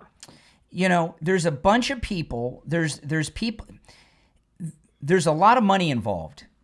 A lot of money involved. And it was the question is Turning Point going to last, or was it a personality-driven thing that's going to evaporate? And what I see it is fading away. And there's a handful of people that could step in and keep it going, none of which are going to do it. Vivek Ramaswamy, he's running for governor of Ohio, you know. Vivek Ramaswamy could be one of those people. Don Jr., Laura Loomer. There's a handful of people, but there's never going to be another Charlie Kirk. And can this organization survive without? Now, if Candace Owens had not gotten weird and done the things she did, she'd be the front person right now, and things would be fine. If she never left Turning Point, things would be fine. But she left, and she went crazy and supports and says stupid things all the time. So, you know, if she comes back to Turning Point, that'll be another nail in the coffin of Turning Point. Also, I've seen some clips with Tucker Carlson on how he has changed in regards to Israel and Muslims between 2017 and this year. And, I mean, so Laura Loomer, I think she's right on with that. She's always right. Loomer's always right. And I will say, I don't know if you remember this, but I would say closer to the beginning of the year, Tucker and Candace were supposed to do an appearance in something that Don Jr. or Eric had organized. Yeah. And Candace got kicked out. Yes, I remember that. Yeah, because of her anti-Semitism and Holocaust denial.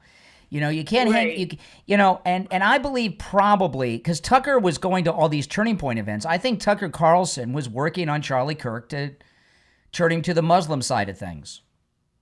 Yeah, and so also the problem here that a lot of people have with J.D. Vance, who are Jewish, I'm Christian, but I mostly run in Jewish circles on X, is that Tucker Carlson's son is an intern for J.D. Vance. Yes, that is true.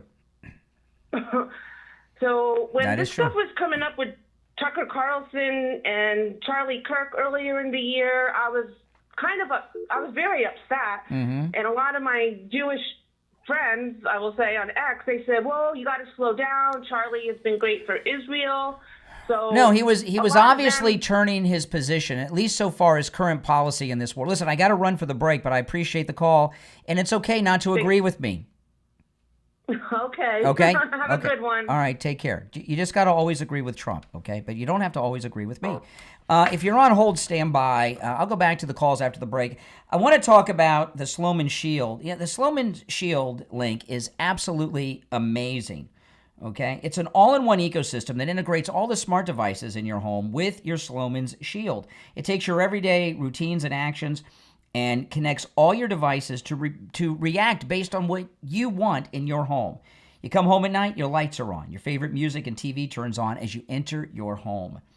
The Shield Link connects on almost any scenario and creates scenes based on what you want to happen. Whether you want your thermostat to turn down when you turn on your alarm or automatically lock your doors to make sure your security lighting is on, it can do all these things and much, much more. On top of that, the Sloman Shield Link is compatible with the devices you already have in your home. All right, so you don't have to go out and buy a bunch of new devices. It works on what you already got. Sloman's includes installation for all your devices, plus they offer 24/7 support. So whether you need to troubleshoot a problem or want to add some programming, you can call them anytime, day or night, 7 days a week. Give them a call right now, 833-283-5050. 833-283-5050. That's 833-283-5050. We'll be right back.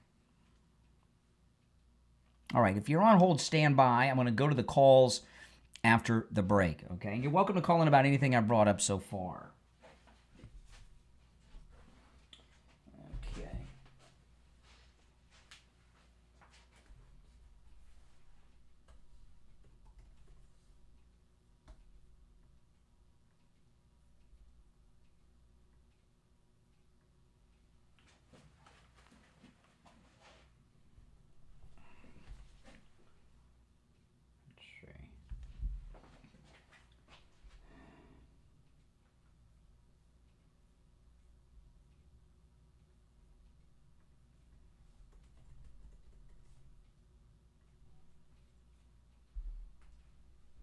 We'll be back in a couple minutes, guys.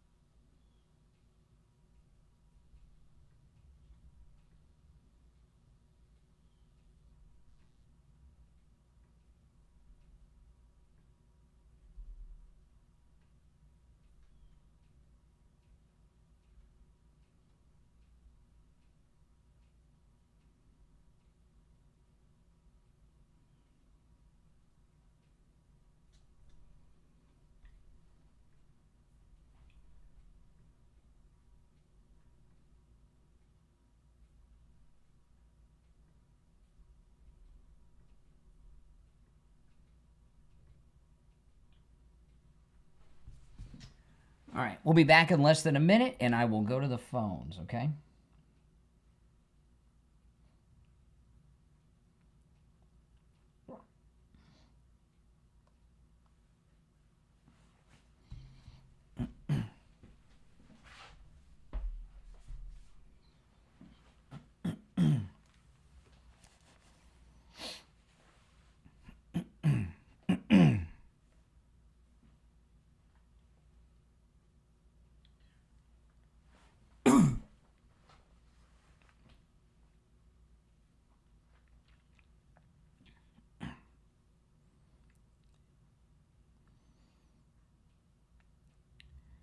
Welcome back, everyone. I'm Brian. Sorry, I went long with that staff sergeant before the bottom of the hour break, so I'm backed up on breaks. But after this segment, we'll be on schedule for the rest of the program. My name is Brian Craig. You're listening to The Steve Kane Show, Florida's longest-running radio show. All right, we covered a lot on the program today, so you're welcome to call in about anything I brought up so far. Let's go. You're on the air. What's your name? Where are you calling from? Name's Alex. I'm calling from Hawaii. All right, Hawaii. So, I don't know. I'm calling because, it seems like... Here we go. Hegseth's getting a lot of backlash for the things that he's doing right now. And it seems crazy to me that now at this time when, things are going better than they have in the last, 10 years, and we've had such improvements, that the left is now deciding that they're going to use him as their ultimate target, Well, they don't, he is, what they don't like about him is he's not an insider, right? Usually people that rise to these levels of cabinet secretaries are in bed with the donors, and he's not in bed with the military-industrial complex, so he's not making decisions based on what the politicians in the military-industrial complex want, and they don't like that. Plus, he's going against all the social justice warriors. We don't have any more transgender generals or admirals or military people at all. Well, see, that's a big one because, so I'm not going to get too into the nitty-gritty. I work for a 3-letter agency, right? And I've worked for them for a while. Coming into work, I shit you not. Okay, no profanity. There we go. Second dump of the day. Second dump of the day. Oh, man, I tell you, we're going so well. It's not even 7 a.m. and we've had to use the dump button twice today. I tell you, today is a weird day. Last night, one of my cats scratched me, and I'm telling you this because I want to ask you a question at the end, okay? This is relevant. But I have 4 cats. 3 are my wife and mine, and one is one of my daughter's cats, And she's got a great cat. I love this cat. And he's the biggest cat I've ever had. He's about the size... I've had dogs that are smaller than this cat. He's a big, big guy. And he's a big baby, a gentle giant. And my wife and I, we were going to bed last night, and I was getting ready to fall asleep, and he jumped up on the bed, and I picked him up to hold him. And he didn't mean to, but he scratched me in my eye, in my left eye. He actually scratched me in my eye. And it hurt like a son of a gun. And it felt like I had a rock in my eye. Not a pebble, but a grain of sand, like a rock. And, so what do you think I did? And I woke up in pain today. What do you think I did? Now you guys know I do not have health insurance, right? So what do you think I did? My wife, she went and got some saline out of the medicine cabinet and came and washed my eye out. And he scratched me on my face a little bit, but he actually got me on the white part of my eye. And it felt a little better, but it still hurt. And I said, I'm going to go to sleep. I can, I got all these My Pillows and My Pillow sheets and mattress toppers and everything, so I can go to sleep on a dime. I don't care. I'm in massive pain in my eye, and I fell asleep in seconds. I said, I'm going to go to sleep, and hopefully when I wake up in the morning, it'll feel better. So I woke up this morning like I always do, and I was in massive pain right in my eye. So what do you think I did? I mean, I'm massive pain. What do you think I did? What would you do? I went online and I did some Google search on what I could do, and it said go to the emergency room. Go to the emergency room and seek treatment. Well, I don't have insurance. If I go to the emergency room, it's gonna cost thousands of dollars. And I'm like, no way. I'm not gonna go to the emergency room. So I went in the kitchen, and we've got a bunch of distilled water in the house and such. We got all our hurricane prep materials, and I took a gallon of distilled water from our hurricane supplies, and I went and got this big Tupperware bowl that we have, and I poured the water in the bowl, all right, the distilled water. You don't want to do this with tap water. I poured the gallon of distilled water into this big Tupperware bowl. I did this like right before I went on, when I got up this morning before the show. And I put my face with my eyes open in the water and kept my eyes in there as long as I could.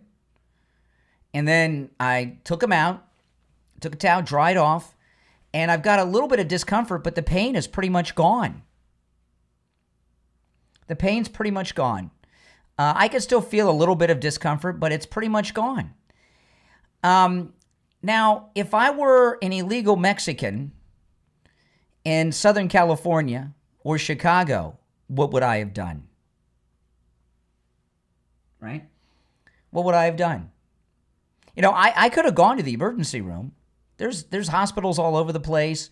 There's those hospital ER standalone retail places they have. I could have gone to the emergency room this morning.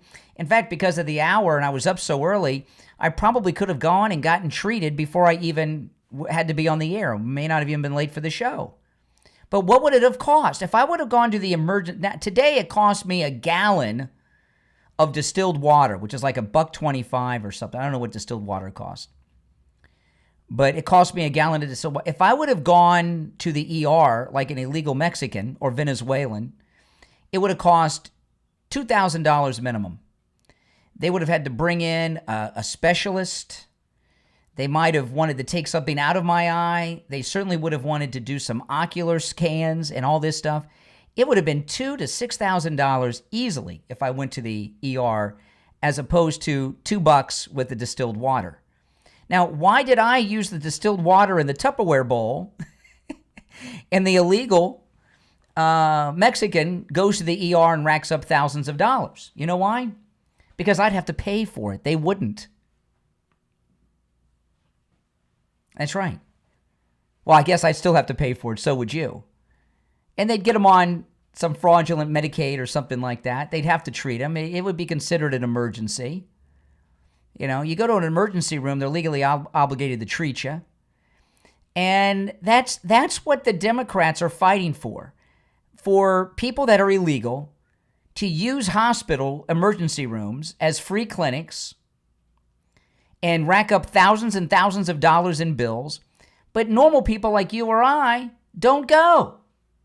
You know, in fact, even if I had health insurance, there's a good chance I might not have gone because I'd have some kind of deductible maybe for that visit.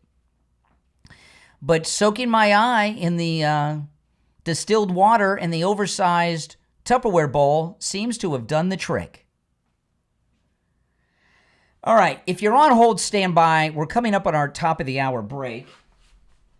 So I don't have time to take a call, but I'll go to the phones after the break. My name's Brian Craig. You're listening to The Steve Kane Show, Florida's longest-running radio show. I want to remind you, Friendly Tire in Margate, you can get new tires out the door and on the road for as low as $75 a tire on common sizes on some of the most common vehicles on the road today. Friendly Tire doesn't charge you to mount the tire, balance the tire, or even dispose of your old tires. He also has thousands of good used tires in stock and does tire repairs. Give Friendly Tire a call. Friendly Mike will give you a quote right over the phone. 954-977-9445. 954-977-9445. 954-977-9445. For Friendly Tire, give them a call. It's the Steve Kane Show. My name's Brian Craig. Call us on hold, stand by. We'll take our break for the top of the hour and be back right after this. Now, I don't know if you can see. Let me go look in the mirror. Hold on.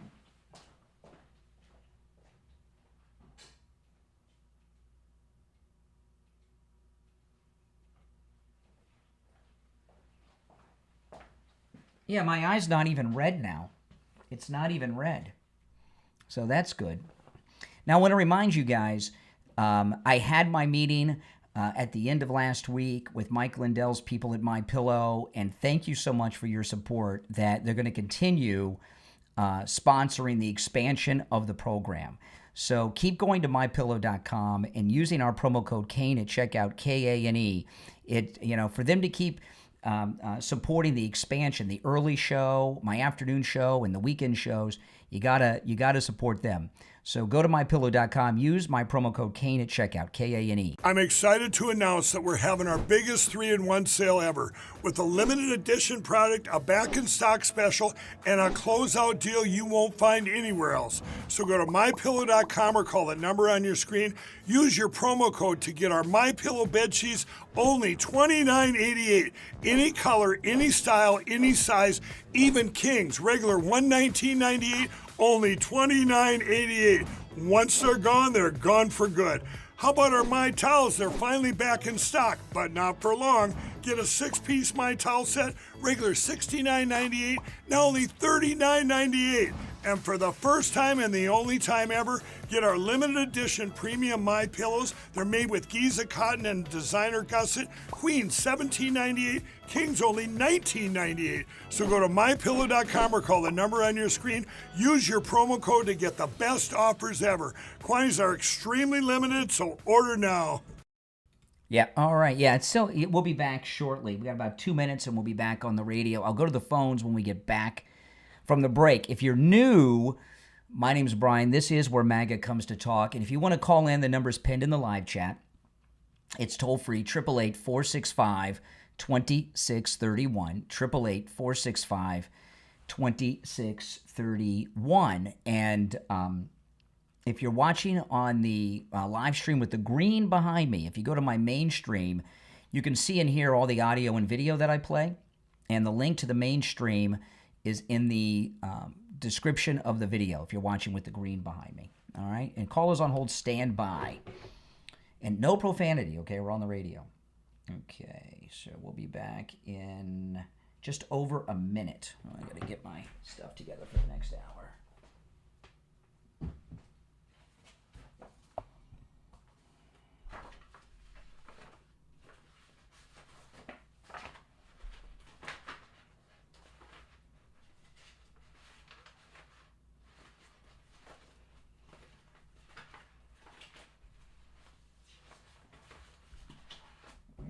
There it is. Okay. I got to read over some of this new commercial copy I have.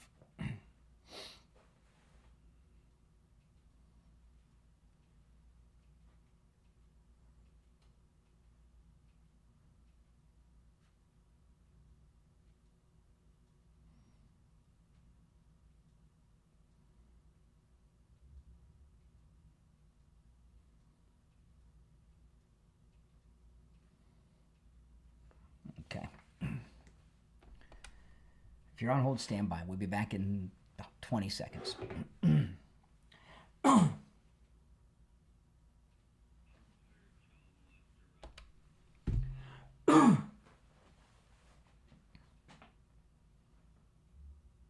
We are back. Hour number 2 has begun. My name is Brian. You're listening to Florida's longest-running radio show, The Steve Kane Show, on the radio since 1977, celebrating 49 years on the radio. Our number's toll-free, 1-888-465-2631.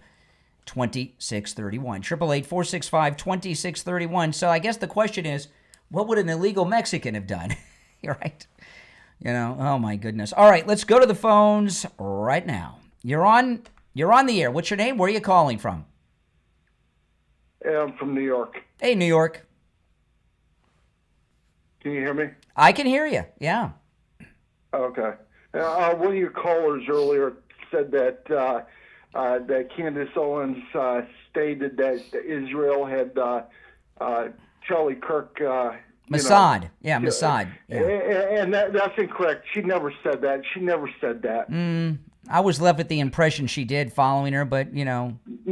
No, she never said that. No.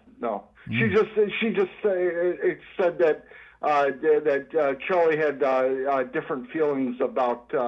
No, she's implied. Hold on. I've been following this quite a bit. She has certainly implied that it's possible that the Israelis had him assassinated because he was going to turn his support away from Israel. It's possible, you know. And she has talked about that. Come on. Yeah, well, Israel has committed some stuff against the U.S. Before. And let's not forget about Benjamin Netanyahu. After 9/11, he stated, and it was on video, that when the night 9/11 happened, they said good. He said good. He was quoted on a video. I haven't seen that. I haven't seen that. Now America knows how we feel. I haven't seen that. Well, that's hold on a second. Hold on a second here. Okay, that's familiar. It's been a long time, but I do remember that. Okay, that's out of context. Your context is through the lens of your hatred of Israel and Jews, which you'll deny, but that's the context that you heard that from. My mother's side has Jewish in her. Has Jewish in her? Oh, okay. Myself. Yeah. Okay. Yeah. So so that means that if your mother's a Jew, you're a Jew. So you're a Jew. The actor John Wayne, John Wayne, yep. He said that they all want us to feel guilty about the past. Mm-hmm. And he's exactly right. Yes, that's true. That's true. People want you to feel guilty about the past. The liberals. If you think I hate Jews, fine. Have a good day. You just because you're not aware that you hate Jews doesn't mean that you don't. He hung up on himself, I guess. He can't. His mother has Jewish in her. He said. You're on the air. What's your name? Where are you calling from? Good morning, Conservative Doug. Hey, Doug. I'm glad you brought up that thing about your eye. It's interesting. Yesterday, I just talked to somebody who knows somebody that works for the government, and they're cutting in Florida. They're cutting out all these illegals getting this free health care. Mm-hmm. Now, I don't know what's going to happen if an illegal comes into the hospital and needs something. They'll probably give them a phony name. Well, no, they're still obligated. If somebody comes into an emergency room, they're legally obligated to treat you, at least to they can't deny you treatment. But the difference is the federal government's not going to be paying for it anymore. So, I remember once my wife had a doctor. This was years ago. Had a doctor that was based out of Cleveland Clinic. And we had to go to the emergency room. She had an issue. So we went to the emergency room at Cleveland Clinic and the one in Weston. This was many years ago. This is like 15 years ago, maybe even more. And I saw something I had never seen. Somebody came in, they had no insurance, and they said, and I heard, and we were in the waiting room, and somebody from billing said, well, how are you planning on paying for this?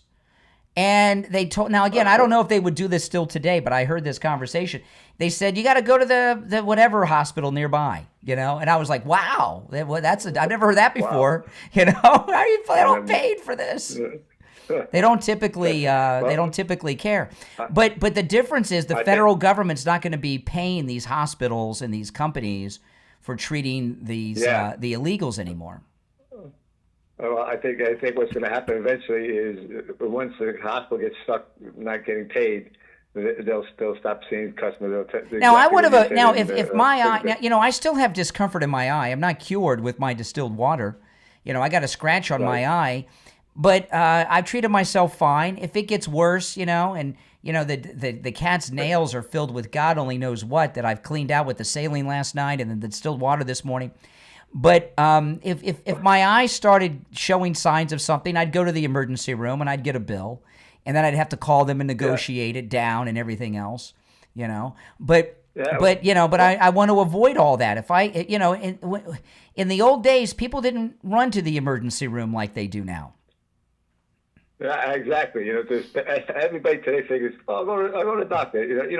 90% of the time you don't need to go to the doctor, and if you go, it's a waste of time. So if I was an illegal Mexican, do you think I would have put my eyes in the distilled water and the oversized Tupperware bowl, or would I have gone to the ER for free?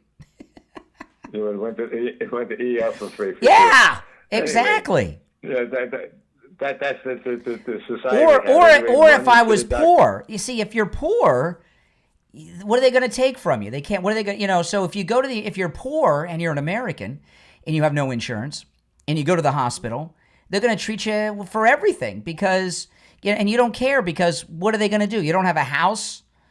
You don't have anything for them to sue for, right? You know what I mean? They can't put a lien on your house if you're a renter.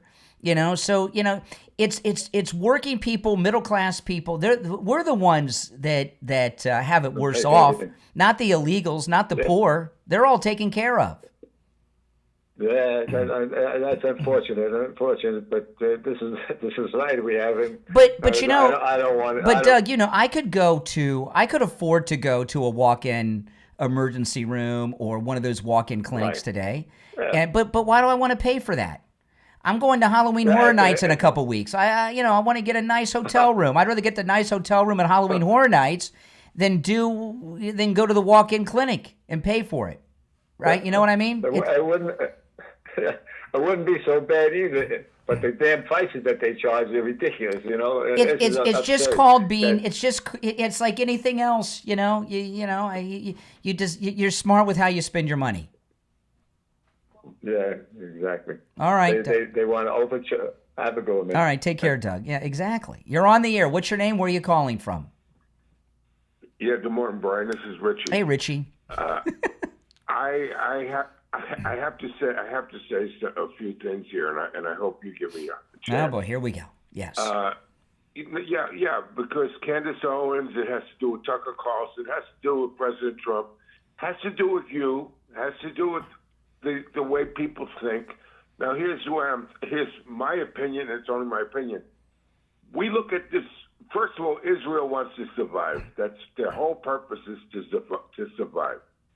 Netanyahu is the leader of Israel at this time. His government. They are over there and they know what they're up against. Now, Candace Owens, Tucker Carlson. Now, people have said this war has gone on too long. President Trump, I believe, hates war. Doesn't want to see kids killed. Doesn't want to see anybody killed. So I agree what he's thinking, okay? But Netanyahu is a realist, and he's sitting there. First of all, money controls influence. I might be jumping around, but in other words, Arab money, I think, has turned the Democratic Party and under Obama and then under Biden against Israel. Yes. A lot of politicians receive a lot of money from the Arab countries. Correct. Okay? Now, Israel has to counter that with their money.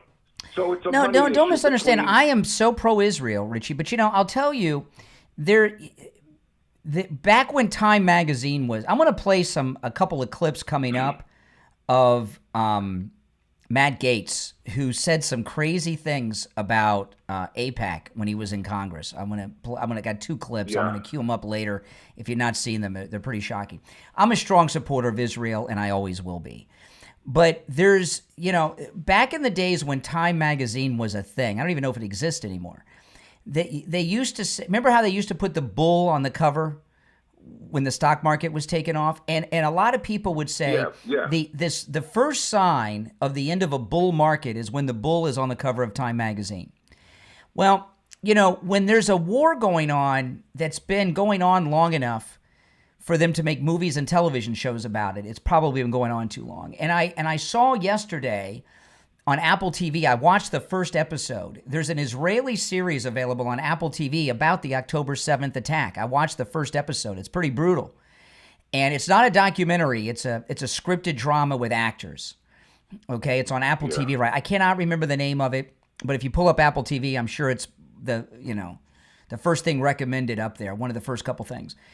And the problem with Netanyahu is in my view, and from my perspective, he had the entire world's support behind him after October 7th, and that's very unusual for Israel to have. And he's taken too long to wrap this up. No, time out. He took too long only because the Biden administration had him handcuffed and had him threatened. And since Trump is in there, he's only in there. Yeah, but but it doesn't matter why. But that's where we are right now. But the world, that was the money and the influence and the marches. All that money from the Arab countries are being dumped into these marches. Listen, there's a lot of Jews that don't like Israel too. But what I'm trying to explain to you is I personally think this is the worst thing that could happen to Israel what this deal with President Trump, and you might not agree with me, it's going to stop it for a temporary time. Do you know that they were in England on the 7th of October, this just anniversary? There was a giant celebration. Yeah, and a giant in New march York in too. London.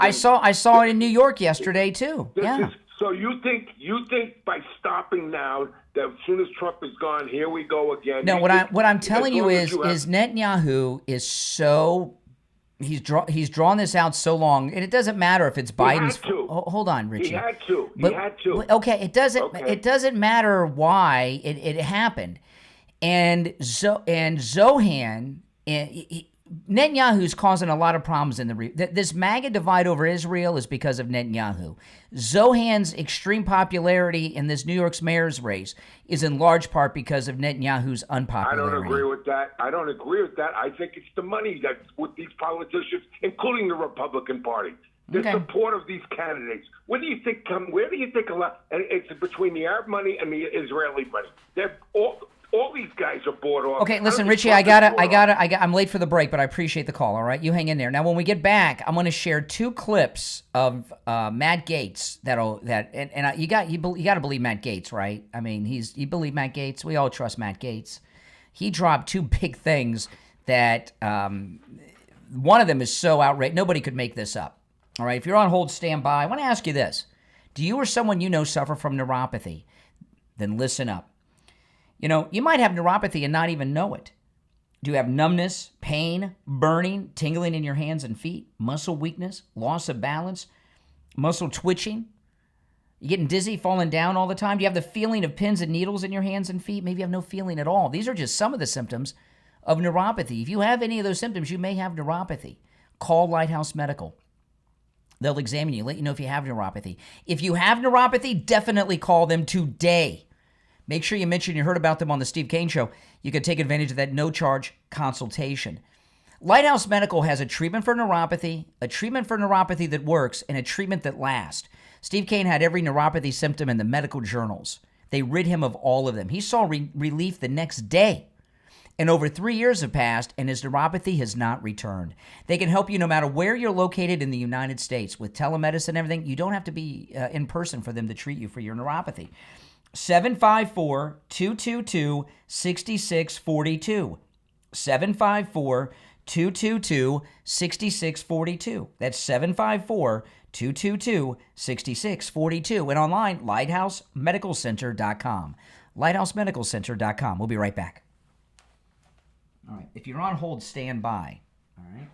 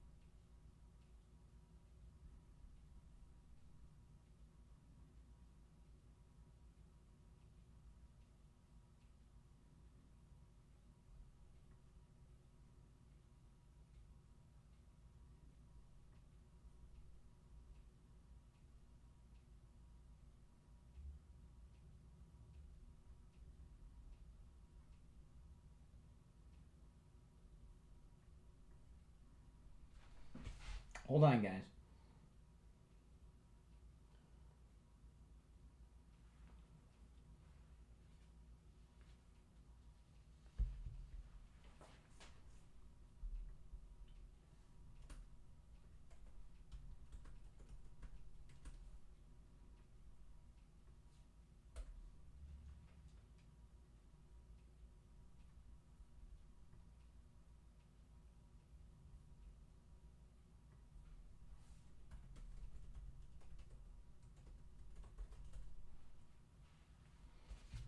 on, guys. We'll be back shortly.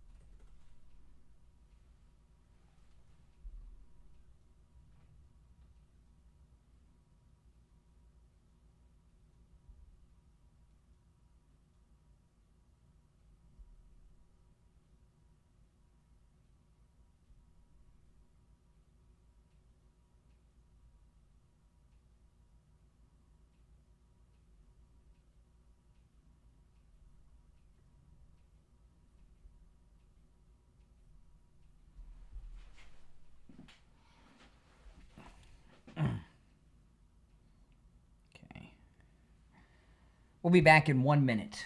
And then when we get back, I'm going to share these clips of Matt Gaetz.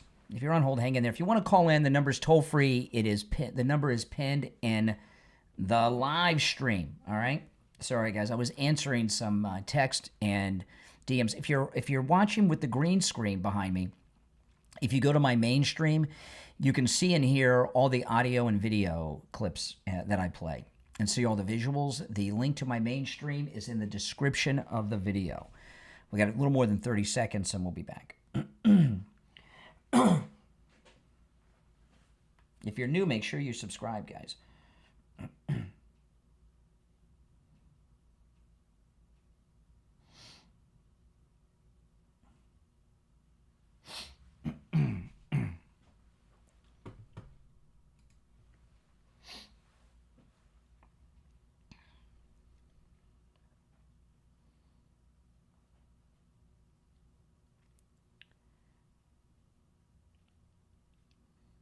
Welcome, everyone. I'm Brian Craig. It's the Steve Kane Show. We are back on this Wednesday morning. Can you believe it already? Holy smokes. If you'd like to call in, I've covered a lot. The number is toll-free, 1-888-465-2631.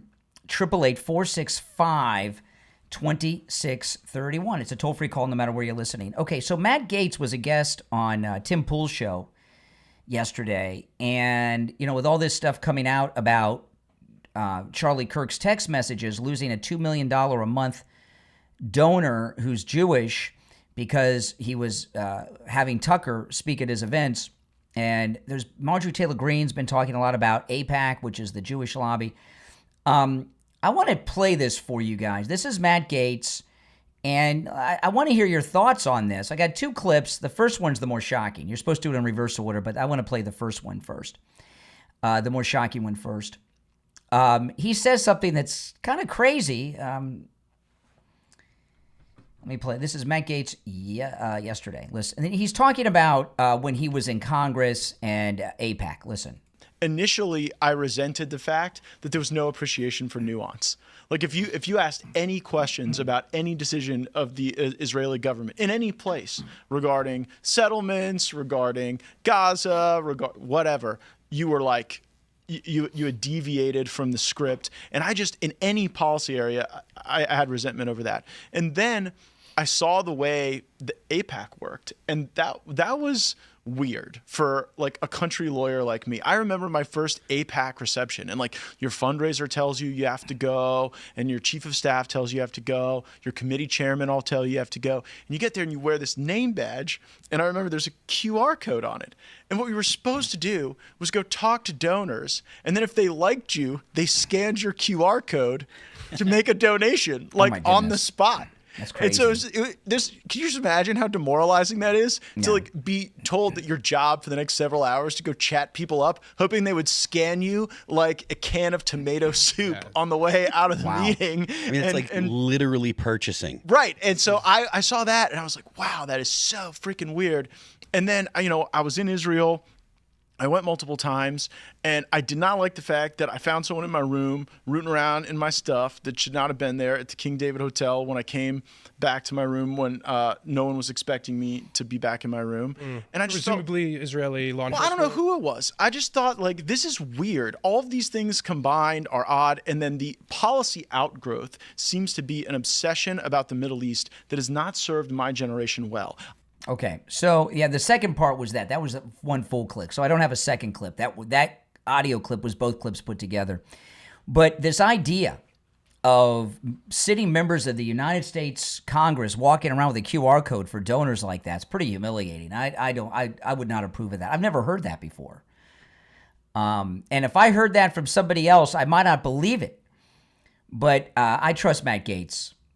That is crazy, and that's not the way things should be. All right, let's go. You're on the air. What's your name? Where are you calling from? You're on the air. Once, twice. All right, you missed out. You're on the air. What's your name? Where are you calling from? You're on the air. Oh, it's going to be one of those days. Once, twice. All right, you missed your chance, but that's okay. We're coming up on our bottom of the hour break because I went long in the first segment. So if you're on hold, hang in there. I'll try one more. Oh, no. All right. Hold on. You're on the air. What's your name? Where are you calling from? Hi, Brian. My name is Lisa. I'm from Novi City, formerly known as New York City.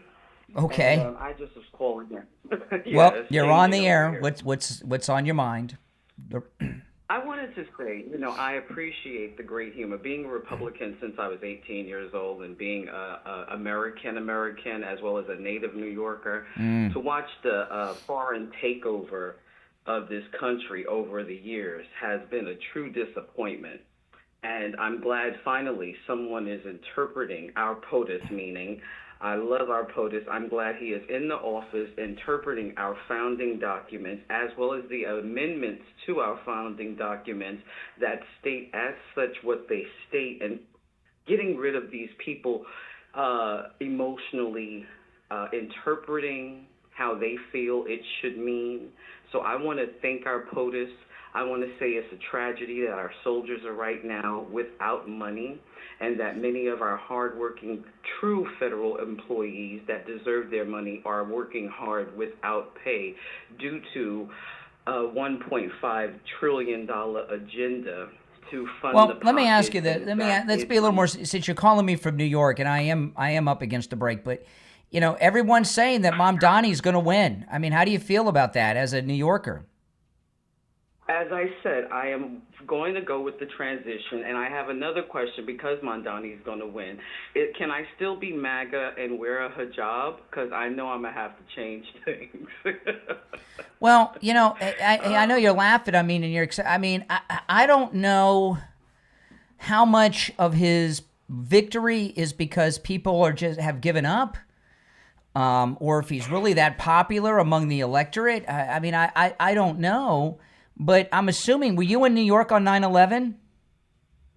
No, actually, I was living in Oklahoma. I had moved out of New York due to you moved out. Well, you're back now, and I have not heard anyone ask Zohan Mamdani if he condemns 9/11. I've heard them.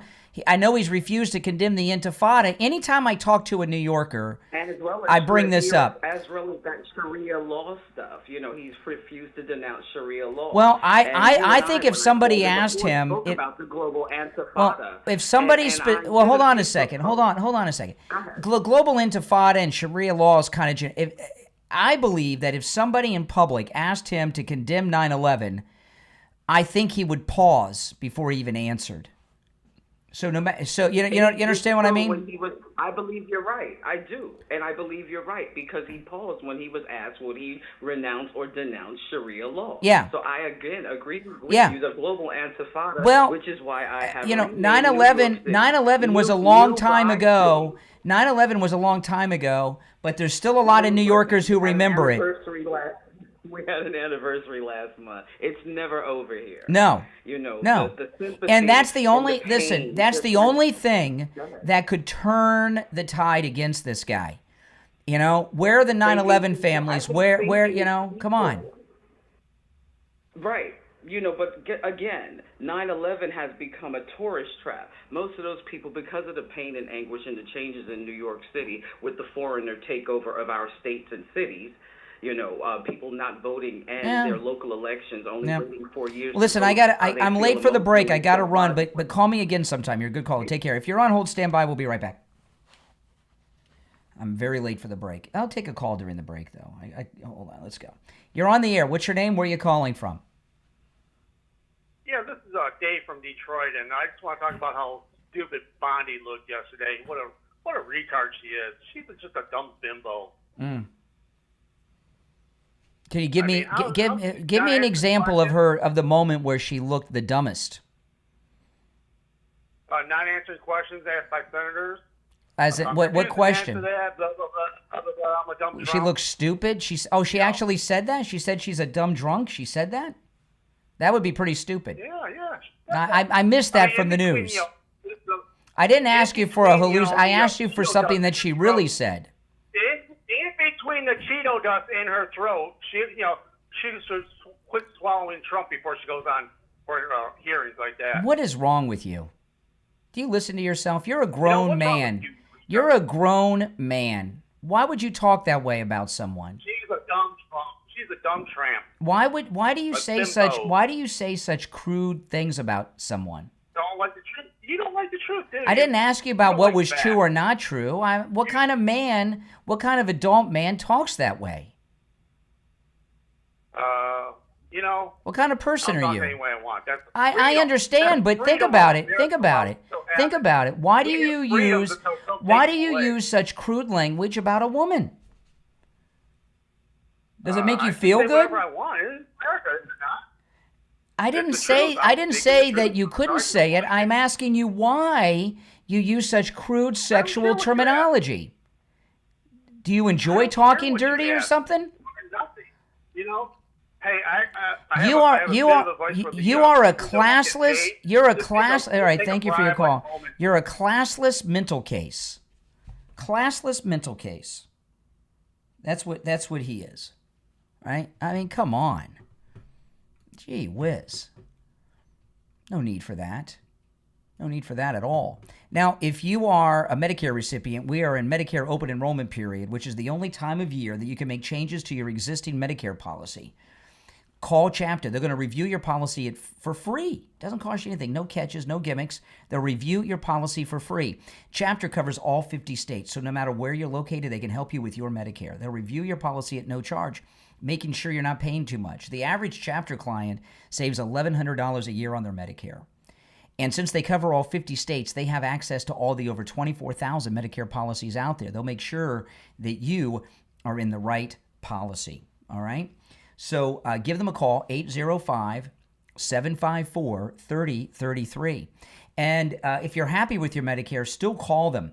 A lot of companies are pulling out of Medicare altogether, all over the United States. So they'll make sure you're okay for next year. They'll also make sure that your prescriptions and doctors are covered and that you're getting all the benefits that you're entitled to through Medicare.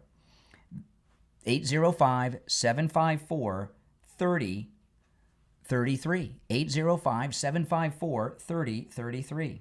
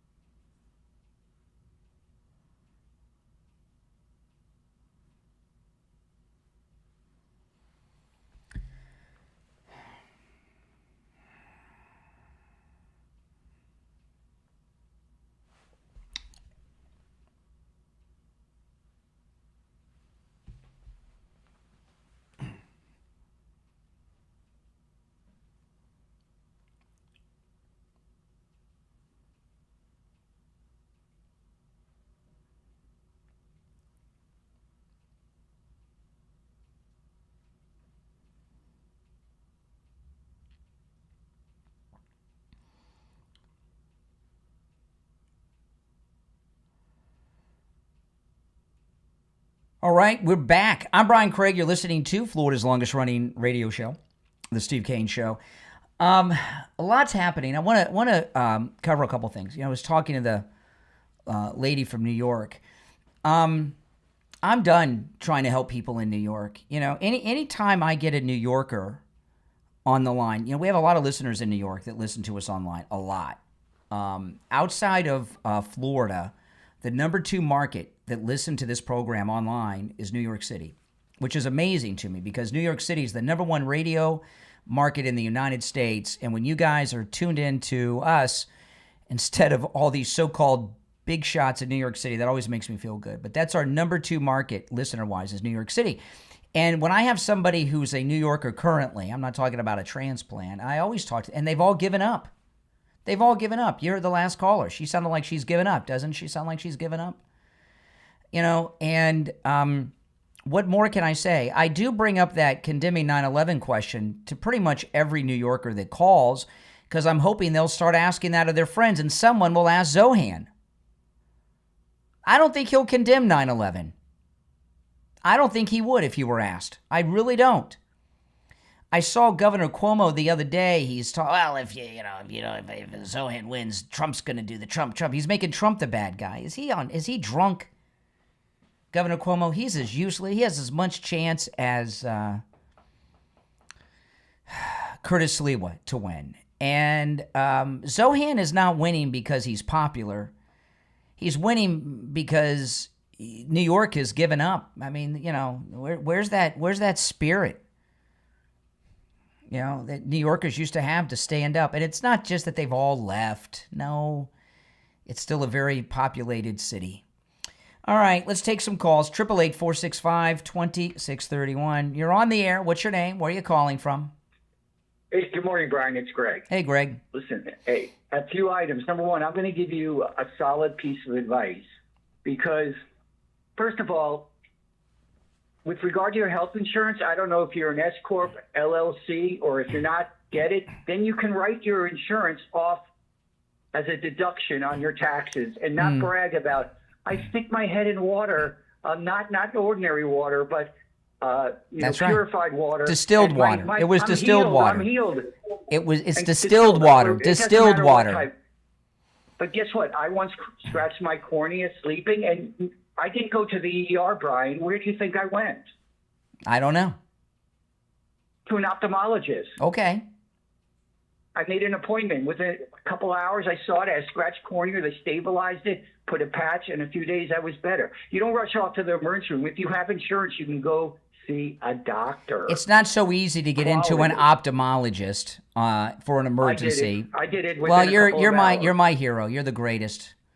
You're the greatest. No, I'm not saying I'm. How much can you bench press? I'm sure you can bench press more than me too, right? Bragging about, but you can write off your health insurance. Here's the thing, Greg. First off, I'm not going to tell you what my finances are and stuff like. You're always trying to get information out of people, but I don't want information. Yeah, you always do. You always do. But here's the thing. Here's the thing. Even if I had insurance, I would have done the same thing. Well, that's retarded because your eyes are very sensitive, Yes, listen, let me finish my sentence now. Your eyes are very delicate. If you damage them, it could be life-altering. Once when I was a kid, okay, when I was about 11 or 12, I was water skiing in the Kissimmee River at the mouth of Lake Okeechobee. And my dad, we used to go water skiing every weekend. My dad had a bass boat. We'd go water skiing. And it's really not the best place to water ski because there's a lot of gators in those waters. Every once in a while you'd hit a gator. You'd feel a bump in the water. Smart. That was a gator, But we were out there and there's, and all that stuff. But anyway, it was some of the best times of my life, water skiing and all that stuff. But anyway, we pull up to the bank and we had a little cookout, a little get together with all the skiers and everything. And I stepped on a catfish bone. I was about between 10 and 12. I stepped on a catfish bone. The bone went completely through my foot and was sticking out of the top of my foot. And I fell down on the ground, I'm sure crying in pain. I was a kid. And there were a couple of ladies there that were nursing me. What do you think I did? What do you think happened? Medically. Well, if you were with your father, he should have brought you to the hospital. Should have brought. No, my dad didn't bring me to the hospital. These two. That's I'll tell you what happened. Wait, let me finish. You asked me a question. I'm not done. You can call my dad neglectful when I'm done. Okay. It's poor parent. Yeah, you can wait till I'm done to call him child neglect. So there's these two or three ladies. It's been a long time, guys. You know, it was between 10 and 12 years. So I can't remember the exact number of people, but there were these women, and one of them was kind of tugging on the bone. And every time she tugged on it, I screamed more. My dad comes over. He says, "What the heck is going on?" He saw, and I said, "Dad," "Don't take me to the hospital." He reached down. He pulled the bone right out of my foot. He pulled the bone right, and it was sticking through the top of my foot. It went through my foot completely. I guess it went through the bones of my toes, and then that was it. Nothing. Washed it out with some peroxide from the first aid kit, and wrapped it, and then I was back out on the wall. I'm telling you, I'll tell you in a minute. And put some peroxide on it from the first aid kit, and then I went out and was water skiing again 10 minutes later. And that's the way things used to be. Now what happens? We have a nation of wimps who go to the emergency room, go to specialists, go to the hospital, go to, like you, the ophthalmologist.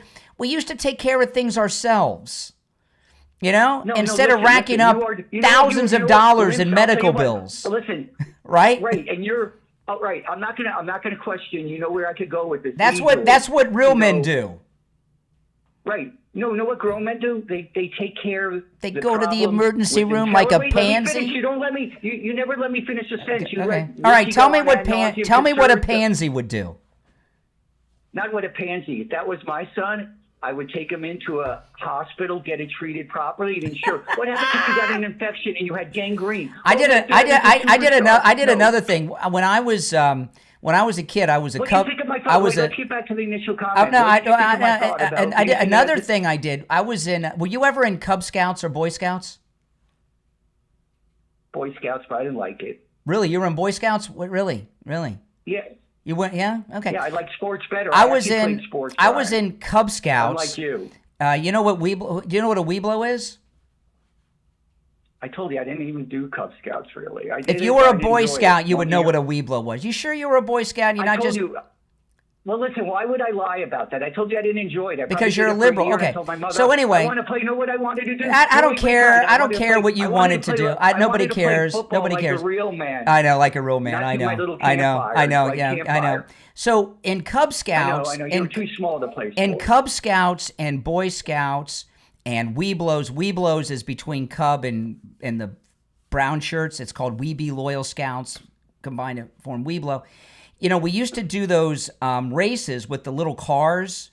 You get a block of wood, and you and your parents would make it into a car, and then you would do races. What's the relevance? Well, if you would stop. What's the relevance of this whole story? There's all kinds of. The relevance is between real men and wimps that we have.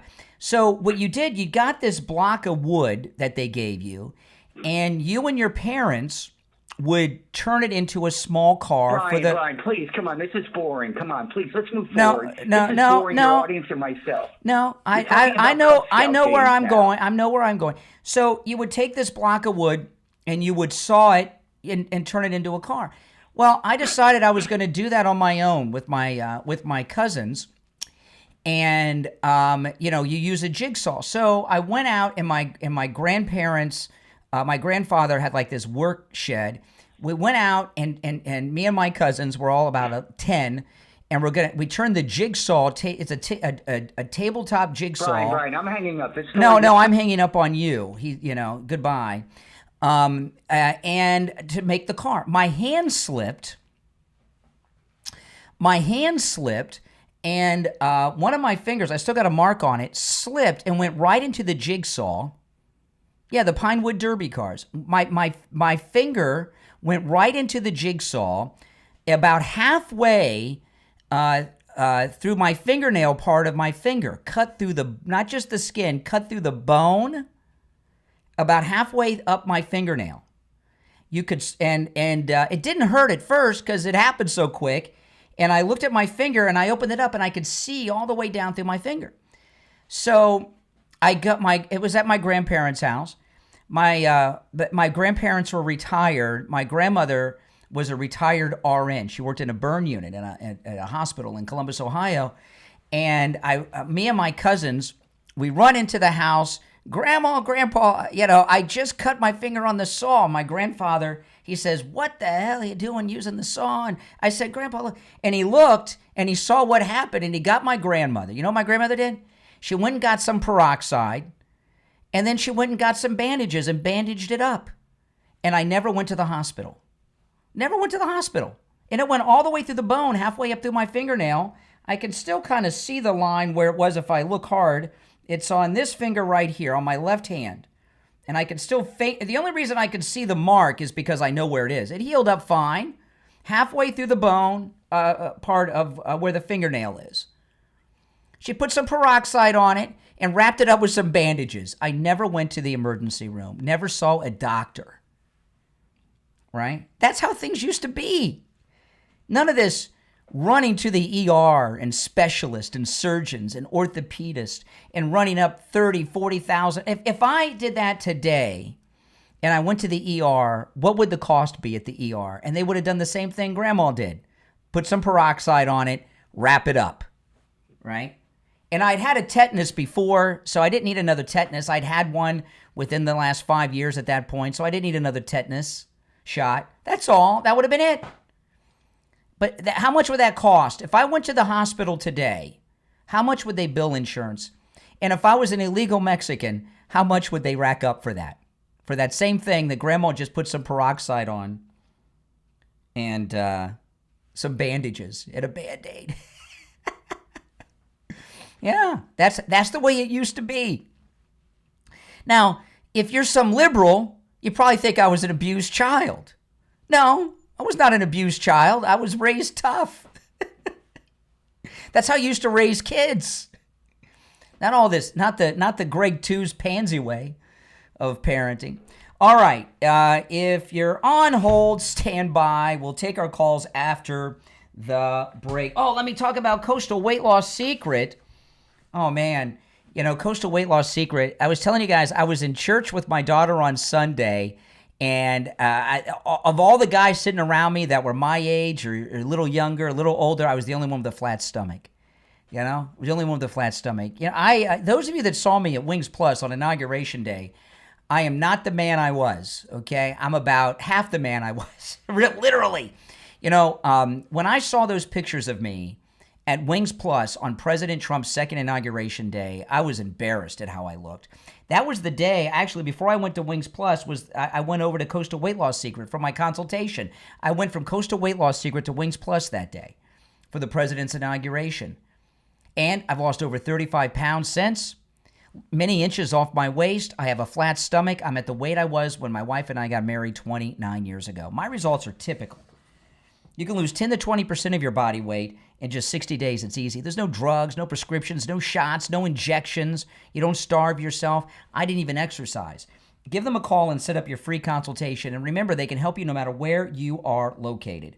561-247-6300. 561-247-6300. That's 561-247-6300. And online, coastalweightlossecret.com. We'll be right back. If you're on hold, stand by. See, that's how it used to be, guys. Yeah, it's this one on my left finger. I can see the little bit of a line where the blade was. You won't even see it. It's been 40 years. It's been over 40. It's been like 43 years. But you can see a little bit of a line, but not really. I know because I remember it was my left finger. I can see the line right there.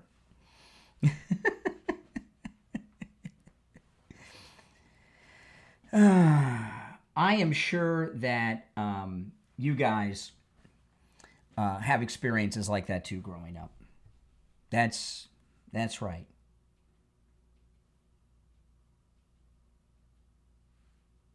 Hold on.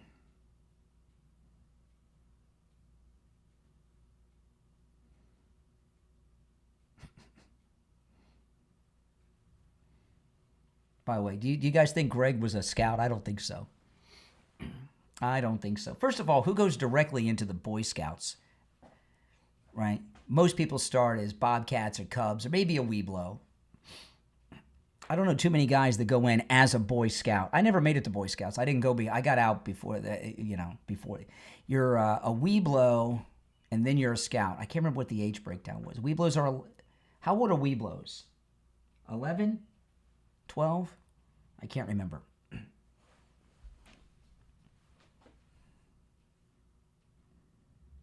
Okay, we got a couple minutes. I'm so late on the break. Steve is going to kick my butt. Yeah, I got another scar on my leg. I'll tell you that. I got another. I was, hey, just typical kid. You know?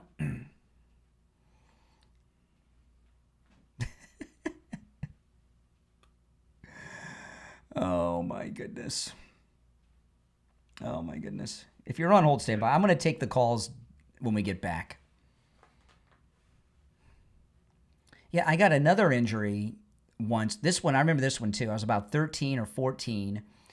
I was taking out the garbage, plastic garbage bag, and I picked up the bag when I got outside, and there was the can, the top of a metal can, like a can of vegetables or something, was sticking out of the bag, gashed my leg open, side of my leg, right? Boom, gashed me open. My mom took some peroxide and put a Band-Aid on it. That's it. That's it. Don't run to the ER for this crap and rack up $5,000 to $10,000. Right? Exactly. And that's how it used to be. It's just not that way anymore. We got a bunch of wimps. Okay, we'll be back in about a minute. Yeah, we'll be back in just over a minute. We got a bunch of wimps today, right?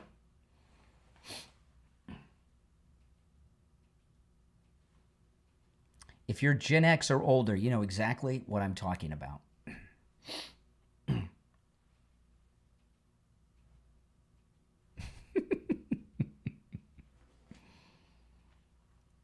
Now, that thing with the jigsaw might be a bit extreme, but it's still, I'm fine.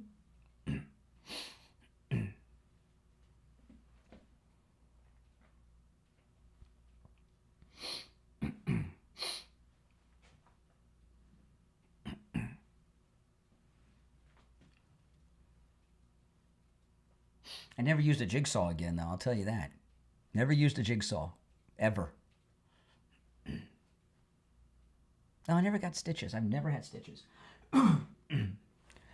Only bones I've ever broken are my toes.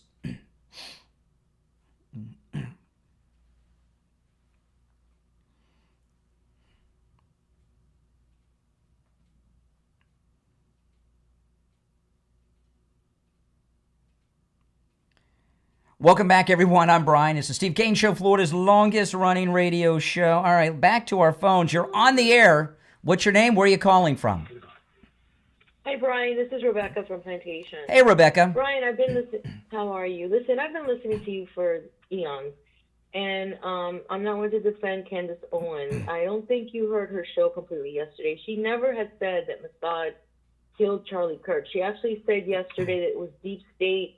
It was somebody in the government. Her issue, and please don't say she's wackadoodle, her issue is that the guy that they're saying that killed him is not the guy. There's too many things that don't add up, and a lot of people agree with her.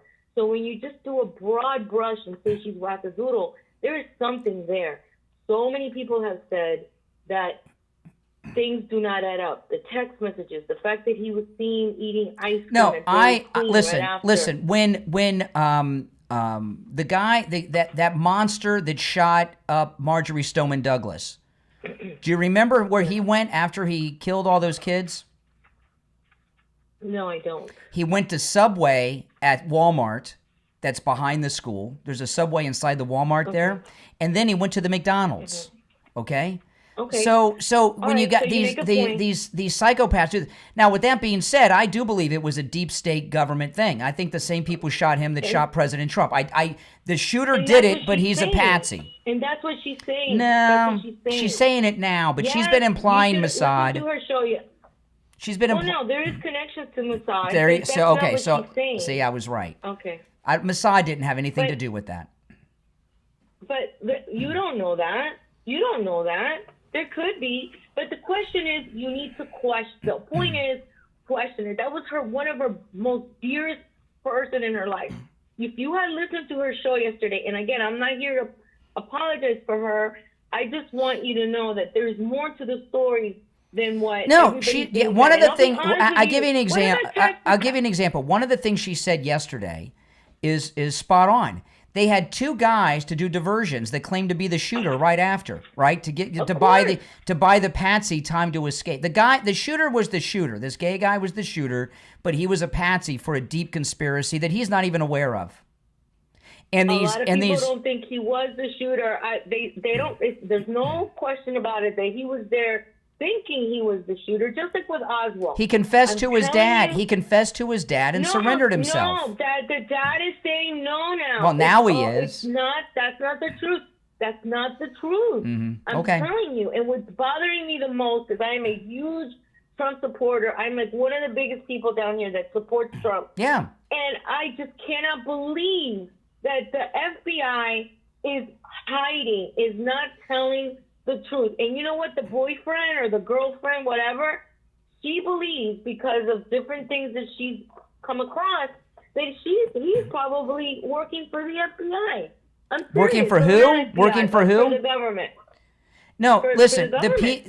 Charlie. He disappeared. Oh, you're talking about the transgendered boyfriend? Hold on a second. Yeah, they brought him in and then they let him go.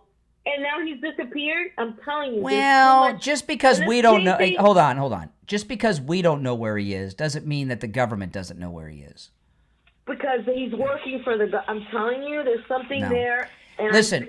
Charlie Kirk was assassinated... Hold on.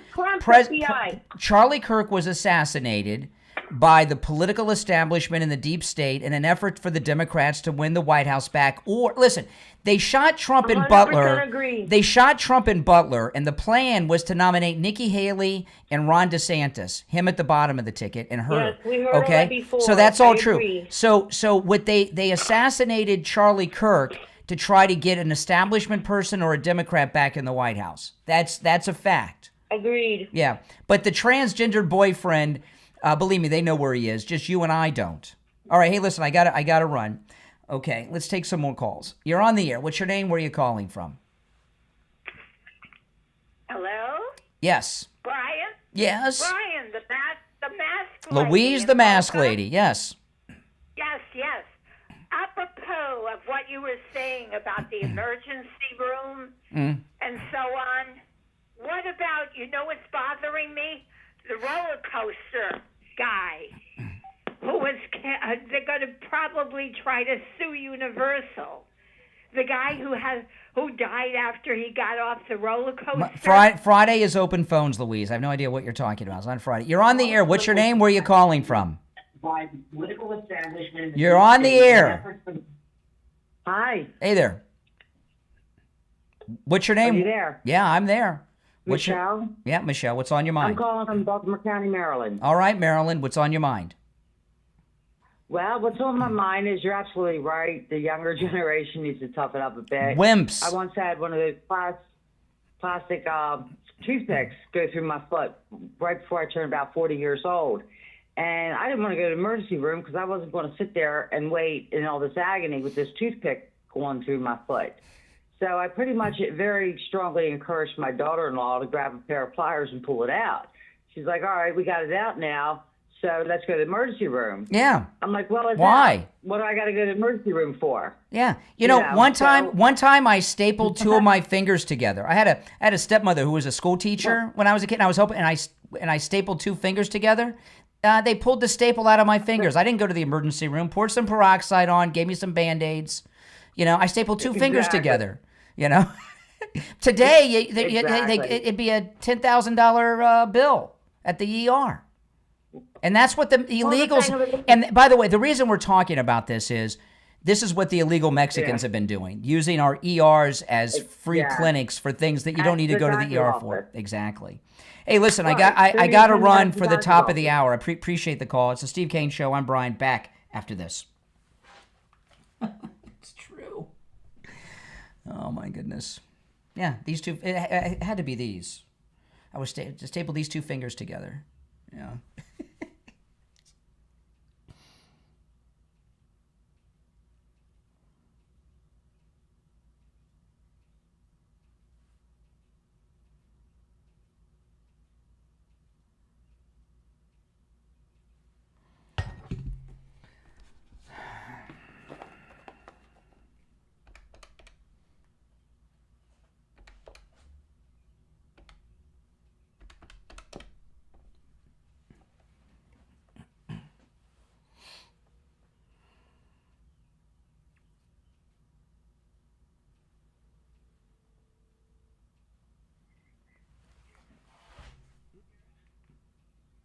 Yeah, you there?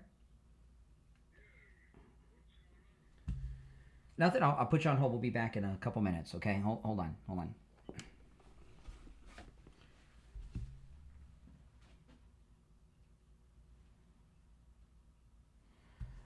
Okay. All right. You there, Steve? I'm here. All right. We're in break. Here. Can you hear me? Yeah, we're in break. Break. Can you hear me? I can hear you fine. Yeah. Hold on. I'm going to put you on hold for a second while I answer some calls. Hold on.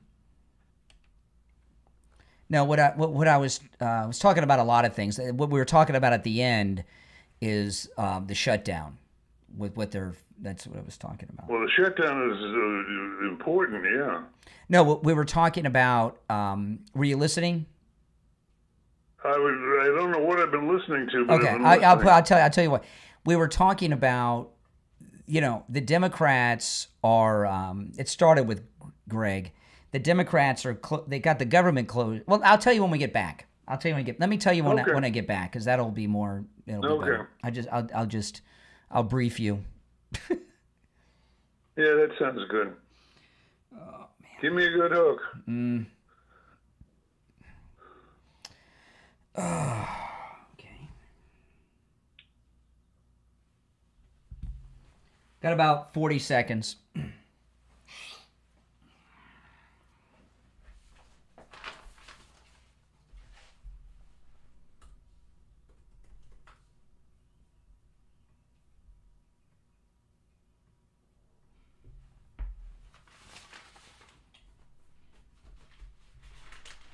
Man.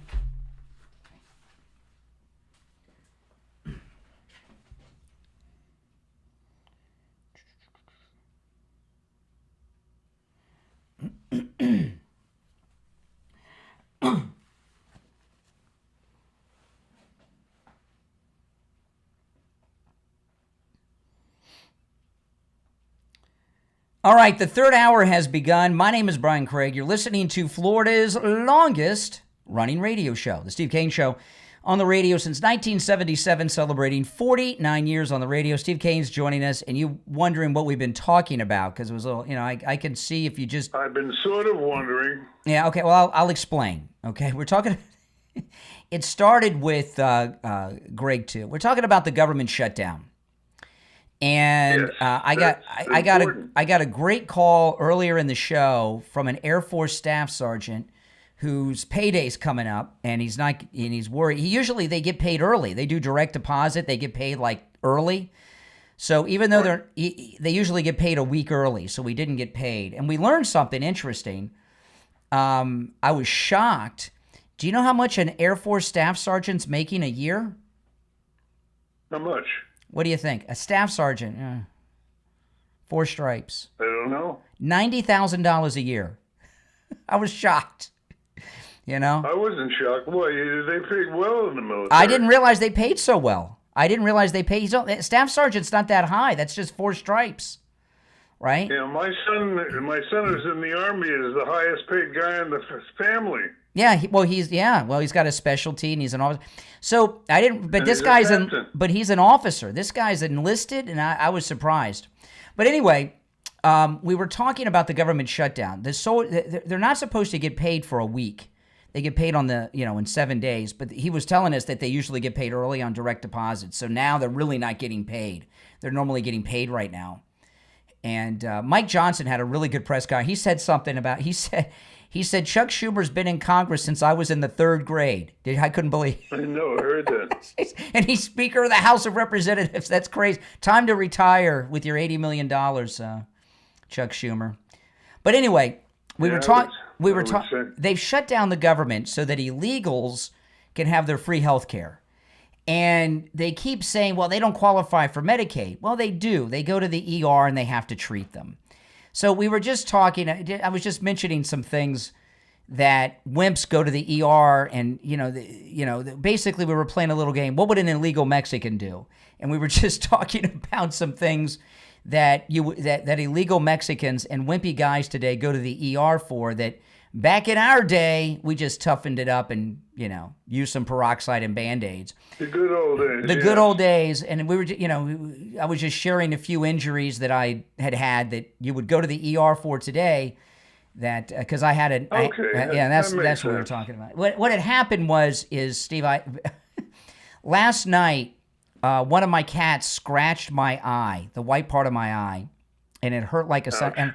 And I went to bed and I woke up this morning and it hurt like hell. I mean, it felt like not a grain of sand, like I had a boulder in my eye.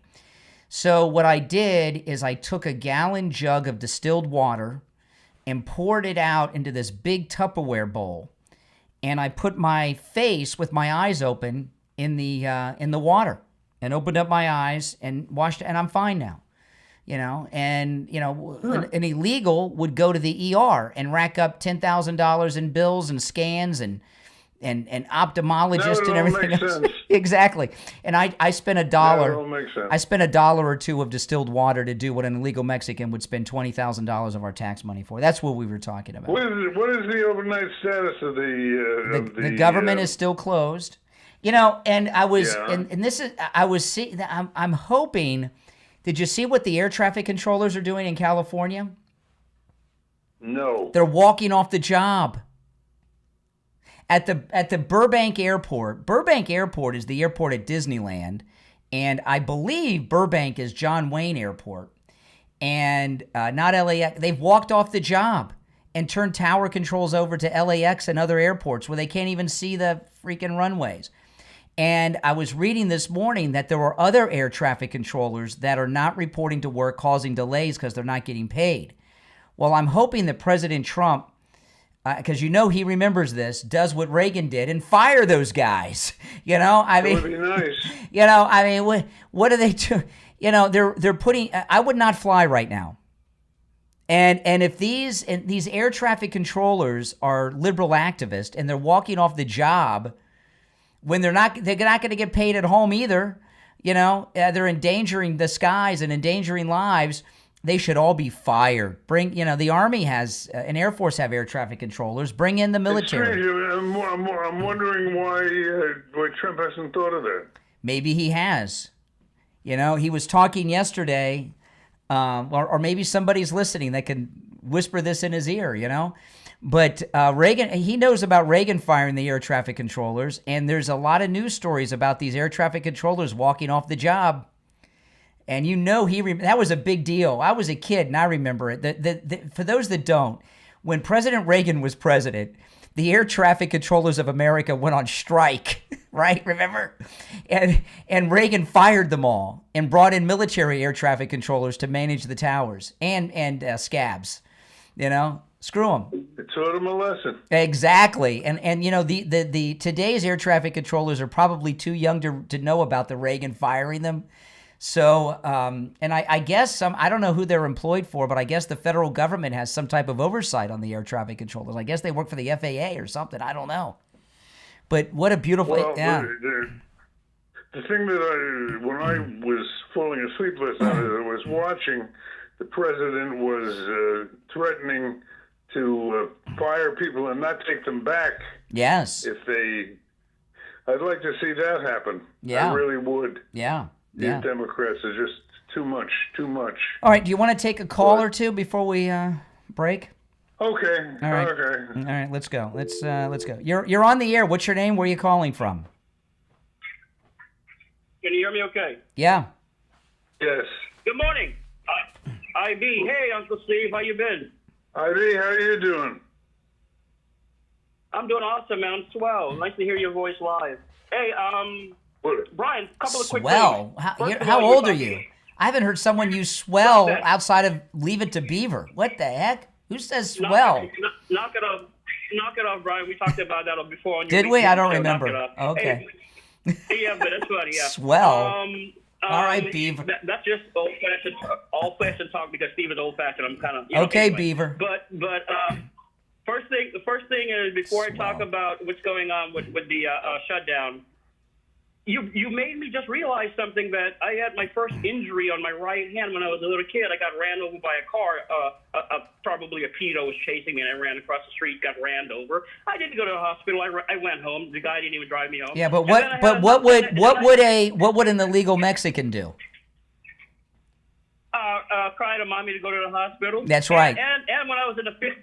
And I had a substitute teacher in the 5th grade when I fell on the playground and I cut my hand open. You know what he did? He put a duct tape on my hand, and I went back out to play with my friends. There you go. When I was a kid, hospital was a luxury, moving right along. Now, exactly. When it comes to the shutdown, if anyone calls you again talking about, this is a Trump shutdown or Republican shutdown, they have to know that you told them so many times.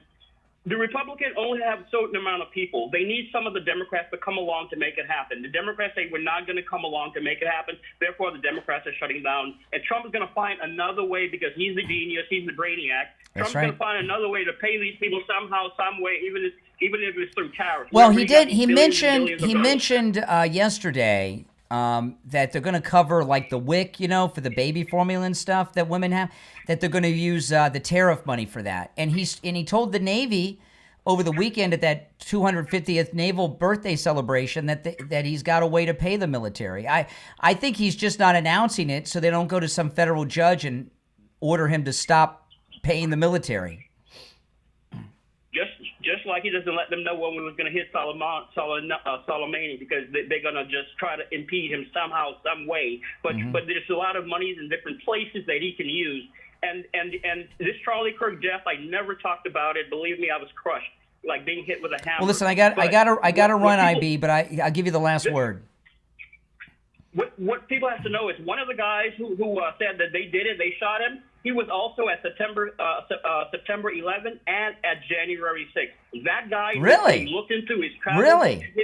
One guy out of the two, the one who, when everybody ducked, he was the only one standing up. Yeah, the one that said I did it, the old man. Yeah, I knew who you're talking about. Yeah, that's interesting. That's the guy. He's been at September 11th and he's been at January 6th. Wow. Go figure. Bye. Oh, all right, take care. I'm going to look into that. I got to talk about life imaging FLA. This is amazing. Do you know that in 30 to 40% of heart attacks, Steve, do you know what the first sign of a heart attack is?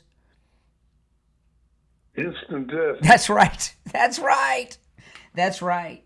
Yeah, that's right. Early detection can actually save lives, and it does. Yeah, that's right. That's right.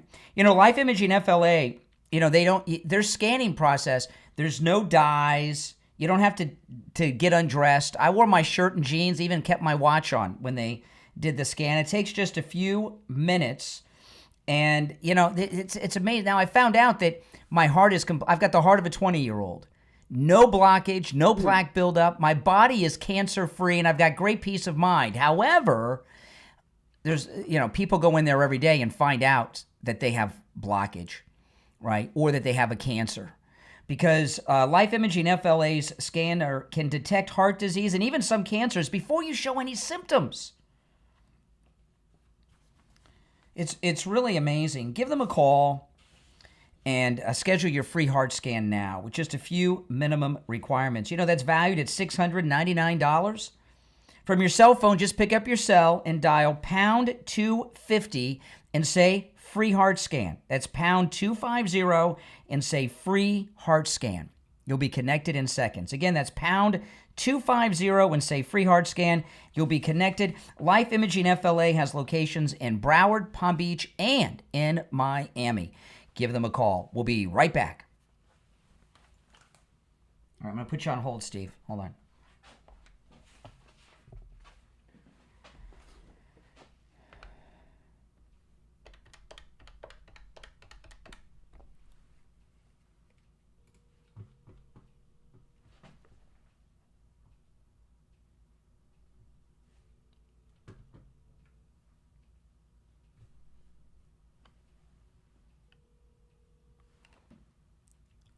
Hey, Barry, it's Brian.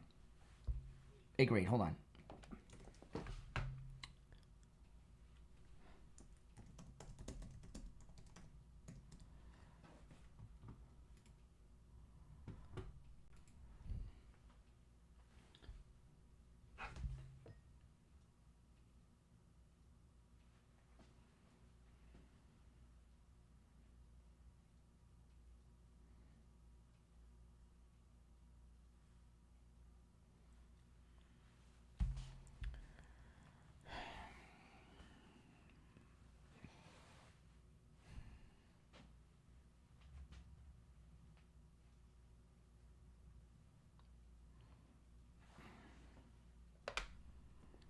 All right, Steve, we got a minute, and then we got Barry. Oh, okay. Okay. I'll get Barry in just a minute.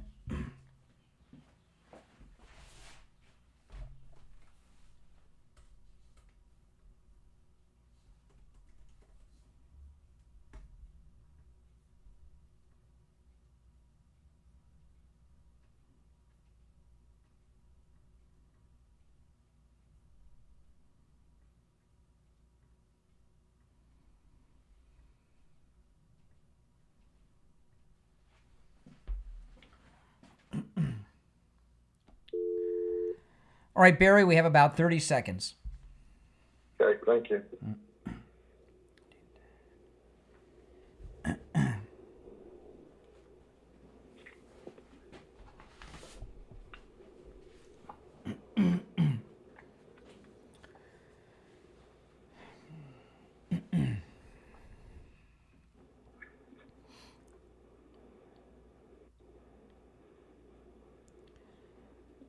All right, we're back. I'm Brian. Steve's here. It's time to check in with Attorney Barry Siegel from the Siegel Law Group. Attorney Barry Siegel, good morning.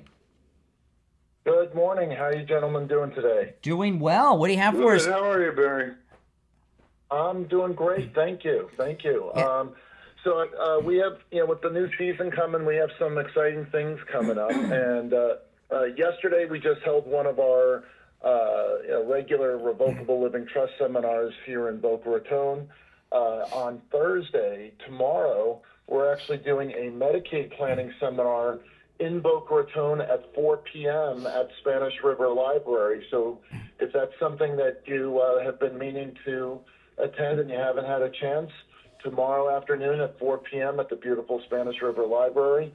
If you haven't been there, you want to go there. It's a beautiful place. Look outside by the water. There's a beautiful walk out there as well, and that's where we do our legacy project, where we plant the trees in honor of many of our clients who passed. But also next week, I believe I'm looking right now, I believe it's next Thursday. Next Thursday, the 16th at 10 a.m. One of the things that we're doing that's different is we're adding additional locations. We're going to be giving a seminar in Wellington next Thursday. At the Fairfield Inn in Wellington at 10 a.m. So if you're out that way and that's more convenient for you, please give us a call and we can have you join us for that, and you can attend. And what we're also doing to mix things up this year, we're going to be adding some more locations and some different topics as well. So stay tuned for that. Oh, well, that's good. I can't wait to hear the other topics, because I thought we've covered it all. But there's all, what we learned in our conversation yesterday, there's always something we haven't touched on. There's like endless combinations of things. When it comes to the Medicaid seminar, I think the biggest mistake people make is assuming that they can't qualify for Medicaid coverage. That's a terrible mistake that is probably very common that people make. Yeah. It's people once they get the knowledge and they understand what's going, they understand the rules, and they get this information at our seminars or coming to a consultation, then they can understand and put connect the dots that they could actually qualify. Because what most people do is they jump to the conclusion that they have too much assets, too much income, or both, and that this is not for them. And that is just a huge mistake. That could end up costing you everything if you or your spouse become ill. Yeah. That's why people need to attend these workshops. Yeah, and I've been to 2 of your Medicaid workshops in the last couple of months, and they are very informative. and you learn a lot. But what blew me away is pretty much everybody I know, except President Trump, pretty much everybody I know will qualify. It's amazing. And that's why I need the Siegel Law Group behind you to do that. So to find out about those workshops or set up a no-charge in-office consultation, call the Siegel Law Group, 855-FLA-3782, 855-FLA-3782, and online, SiegelLawGroup.com. And Siegel is spelled S-I-E-G-E-L. S-I-E-G-E-L, SiegelLawGroup.com. All right, Attorney Barry Siegel, we'll talk later in the week. All right, great. Thank you, guys. All right, take care. Amen. All right, so a lot of stuff has been going on that we were, covering today. The shutdown's one, and that's a big one. Also, another one, Kristi Noem went to Portland yesterday. Did you see any of this? No. Oh, my goodness. This one, it doesn't work on the air because it's a visual.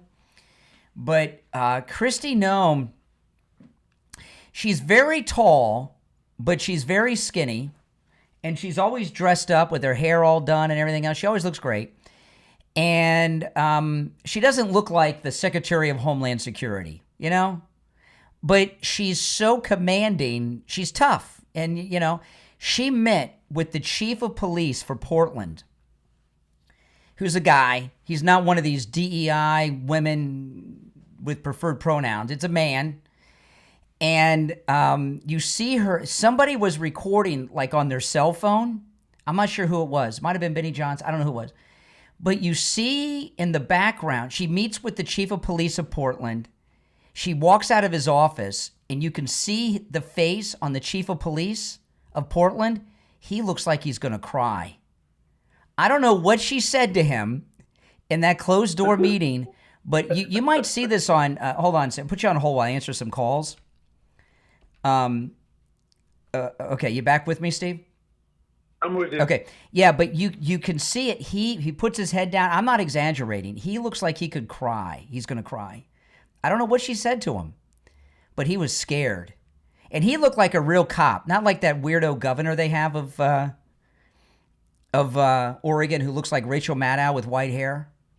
Did you watch Mad Men? Yes, I love Mad Men. Okay, remember Don Draper? His best friend was his boss with the white hair.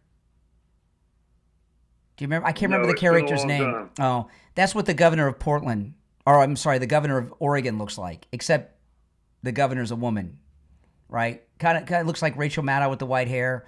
But that police chief, he was really not looking good. To make a grown man that upset, when you're coming in dressed to the nines like her, you weigh like 90 pounds and you're all made up with your hair extensions and makeup and everything else, you know what I mean? And you come and you've made a cop like that, tear up, you're a tough broad. I mean, I would not mess around with Kristi Noem because she's scared. I'm sure she's tough. Oh my gosh. She's like Tom Homan tough. I would not mess with her. I wish I could show you the video while we're on the air. It was brutal. And then there was this, did you see her talking to the illegal? Did I miss the incident you're talking about? Oh, my goodness. Oh, my eye still hurts. I just rubbed my eye, which I'm not supposed to do after this cat injury. I'm going to have to go dunk my head in the water again. I'll try to do it after the show. But I might have to go at the bottom of the hour break and dunk my head back in the distilled water to clear out my eye. My eye was doing great, and I just rubbed my eye because it itches a little bit from the cat scratch. Oh, my goodness. It hurts like heck. It's all red again. I know I can feel the rock again. Yeah, I'm going to dunk my head at the bottom of the hour. The next break's bottom of the hour, so I'll do it then. Kristi Noem, they got this illegal.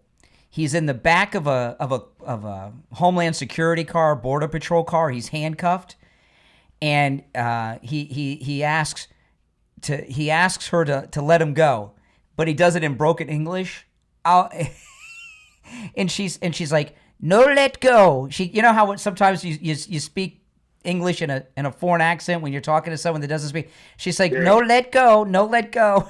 She says to the guy, it's hilarious. He's like, let me. I don't think he knew who she was. Probably didn't. Well, yeah, and he may not know who she is now. But he's like, let me go. And she says, no, let go. Don't let go. It was hilarious. I mean, she is, she could be president, Steve. She could be president. She might be the second MAGA president. I don't know. JD's got the lock. But I don't know. I think she looks more glamorous than. Oh, no. If you saw her in Portland, Steve, if you saw her in Portland yesterday, she has Benny Johnson with her, who's embedded with her, like how journalists get embedded with people. So not in bed with, he's an embedded journalist with Border Patrol. So he was with her when they wouldn't let her use the bathroom in Chicago. He's the one who filmed that. So he's been following her around, filming everything. And I've never really seen her. I don't care about that puppy story anymore, that she wrote about in her book. That probably wasn't even true. She had a ghostwriter, I think. But the way I saw her making the police chief cry, telling the illegal, no, let go, no, let go. You're arrested. You're under arrest. She is. There's only one problem that President Trump and the MAGA movement have. We have too many qualified people to be the second MAGA president, right? We got her, we got JD, we got Marco, we got Pete Hegseth. We've got like the A team here of superhero perfect candidates. And who do they got? They got no one. Right? I mean, that's for sure. And we have an abundance of people. No, I have it's not that I didn't like Kristi Noem, but I didn't think too much of her. Now I'm seeing her on the job with Benny Johnson's videos, following her around, and she is she's bad, man. I mean, you would be very comfortable if she were the first female president, the world would be terrified of her, just like they are of Well, she's very Trump. Beautiful. There's no question. It's not her that. beauty. The beauty helps, and it's not bad. It's not the beauty. She's got that. She's tough. She's got that it factor, right? I mean, it's not her beauty. I had my wife for that. Yeah, it's not her beauty. She has the ability to go into a room, and no matter who's in the room, she's in charge. And that's a quality not a lot of people have, really, especially women in high. It's not like a woman who's hot goes into a room and all the guys want to sleep with her. It's not that. She goes into a room and she takes charge, and no one questions who's in charge. It's her. It's Kristi Noem. This trip to Portland, you'll probably see some of the footage on television today. It is amazing, and she does it in fancy jewelry, a $50,000 watch. She's all decked out, but she's tough. All right, let's take our break for the bottom of the hour. I may or may not dunk my head in the distilled water and clean my eye out during the break. We'll see. It's the Steve Kane Show. If you're on hold, stand by. We'll be right back. Let me see if I can pull that video up for you guys. Hold on, the Kristi Noem video. Okay, here's the video of her with the police chief. Nick Sorter took this video. It's got his name up there. Nick Sorter took this video. Watch. So you see Kristi Noem. She just walked out of the office. I'm going to give this to somebody. Right? Watch the chief. Look at him. Does he look like he's about to cry? Yeah, he does. He does not look well. Let me find the other video. Hold on. He does not look well. I'm going to see if I can find the other one. With the guy getting arrested. Okay, here's the other one. This is hilarious. Watch this. Okay. So this is Kristi Noem, and this is the illegal they just arrested. Watch this. Watch this. Nick Sorter took this too. La he mirado en la tele. La he mirado. Let you out? Yeah. No, not let you out. You're under. Not let you out. No, not let you out. La he mirado en la tele. La he mirado. Let you out? Yeah. No, not let you out. You're under arrest. You're under arrest. Are you here in the United States illegally? Estás aquí ilegalmente. Tiene papeles para estar aquí. That's a criminal charge in this country, to be here illegally. ¿Sí o no? ¿Tiene papeles? Is that your brother? Yes? Yes? What's his name? My brother? Yes. ¿Cómo se llama? ¿Esteban? Esteban. Oh, that was pretty good. I like that in the beat. Let me rewind it. We're coming back. Hold on. Do Let me out. let you out? Yeah. No, not let you out. You're under arrest. You're under arrest. Okay, hold on. All right. Steve, you there? Yes, I am. Okay, hold on. We'll be back in a minute. Less than a minute. We'll be back in about 20 seconds. You're under arrest. Oh, my goodness. All right.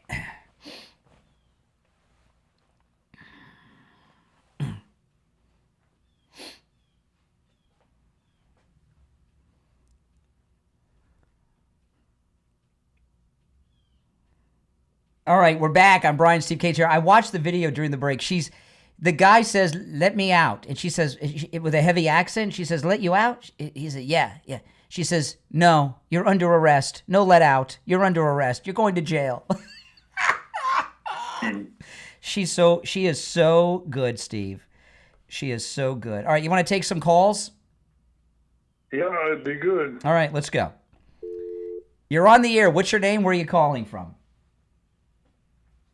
Hi, it's Dave from Boca. Hey, Dave. What's up? I happen to be an optometrist, and you might have a corneal abrasion. Cat scratches can be dirty, and you probably should be on some antibiotic drops. Maybe. So just some free professional advice. I'm doing okay. I'm all right. All right, if it doesn't get better quickly, check it out. How much is it? How much is an in-office appointment with no insurance, out of pocket? First visit, $200. Oh my goodness! Oh my goodness! Does that? Yeah. Oh my goodness! Now, if you have to treat my eye, what am I going to have to owe you? No, that covers everything. Covers everything. Okay. All right. Appreciate the advice. Oh my goodness! No, I'll stick to my distilled water and saline drops. If I need to, if it gets, That's not going to help you. If you need an antibiotic, that's not going to help you. if the eye gets worse, I'll go to the doctor. I see no reason to go to the doctor. I'm not dispensing medical advice. I'm just giving you my opinion. I'm just, oh my goodness. Nope. If the eye gets worse, I'll go to the doctor, Steve. But there's no need to go yet, right? You have to run to the emergency room for everything. That's just the way it is. Or to a doctor. And good luck with an ophthalmologist. New patient getting right in. I should have asked him, how long does it take to see him? 3 weeks, 6 weeks, 6 months, right? An ophthalmologist, private practice. I don't think you just can't go walk into an ophthalmologist office. All right, let's take some more calls. You're on the air. I can't believe I'm getting involved in this discussion. Well, that's what it is. If you go to an emergency room, you don't have to worry about that. Sure you do. I don't have insurance, Steve. I don't have insurance. I'd have to pay for it. I'm going to wait and see. If my eye gets worse, I'll go to the doctor. But since I'm uninsured, I'm going to wait and see. All right, you're on the air. What's your name? Where are you calling from? Yeah, Jay from Jersey. Hey, Jay, turn the volume down in the background. Hey, Jay, what's up?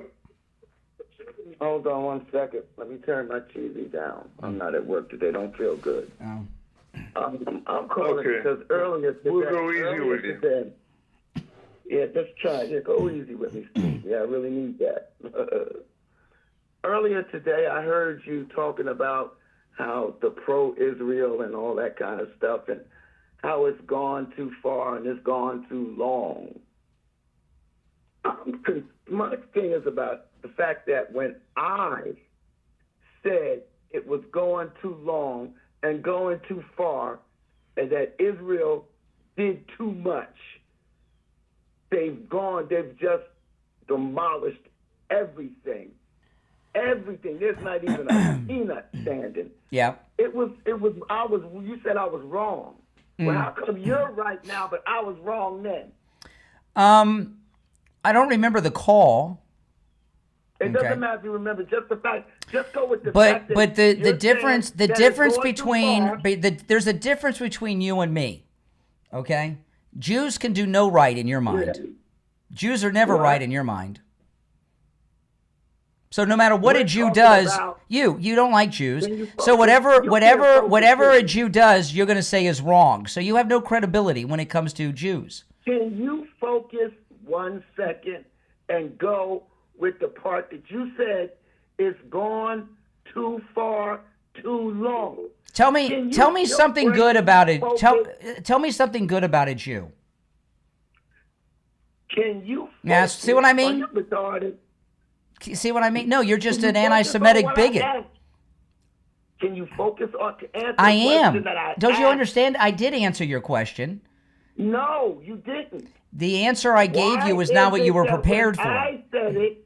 Why, when I said it, you said I was Okay. wrong? I'm going to repeat it again for like the 5th time. Okay? Can you stop talking and listen and don't interrupt? Because I've answered this like 4 times already, but I'm going to answer it for you one last time. A Jew can do no right by you.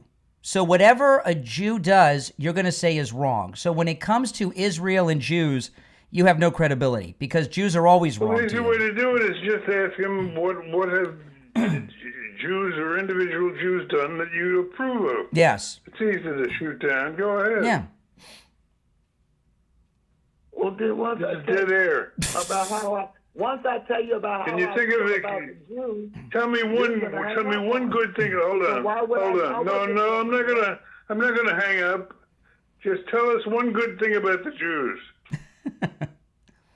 well, you could probably go Dead air. because I ain't got can't- no answer for that one. Oh my goodness. See? Okay, so what you said, Brian, is correct. Yep. That's correct. No, Brian is not So correct. we're finished. I told them that Israel was going too far. He said, "No, they're not." He But- said, He said Israel is not taking it too long. It's taking them too much, doing too much. When I said it, I was crazy. All right. I don't think Jay here can absorb what we're saying to him, Steve. I think he's in I know you want so me to much say something denial else about it, his too. anti-Semitism. He's not even hearing us. All right. Thank you for No, your you call. want- Thank you you for want- your you want me call. to say something Thank else. you for your call. Thank you for your call. Oh my goodness. Yeah, that's a pretty simple question, and he couldn't answer it. All right, let's see what else we got here. You're on the air. What's your name? Where are you calling from? Yeah, Brian, this is Dave in Virginia. Hey, Dave. Yeah, I was going to call and tell you that, in the Bible it does state, no matter what Israel does, that they're God's chosen people to the end of time. So, That's true. This guy's wrong. Mhm. Yep, and that guy's wrong. Yeah. And, I don't believe in what the government's done, but their government has been corrupt, over what, 4,000, 3,000 years they've been corrupt. Listen, here's the Since the thing. beginning. Here's the thing, okay? And the president has said this. After October 7th, Israel had world opinion on their side, which is unheard of for Israel. And Netanyahu drugged this war out so long that they lost public opinion. And President Trump told him to wrap it up because they're losing public opinion. He told him that weeks ago. And that's what I'm talking about. I support Israel, but they've lost the public opinion that they had. There's no question that Israel is in a bad situation. Catch-22. PR-wise. Catch-22. Yeah. But the bottom line is, what are they going to do? It takes two to make peace. Yes. What you're going to find out at the end of this thing is the Arabs would rather be dead than give in to Israel. Yeah. That's what you're going to find at the end. And you had to knock And all Trump- those buildings Trump down is just so because there's consumed. snipers.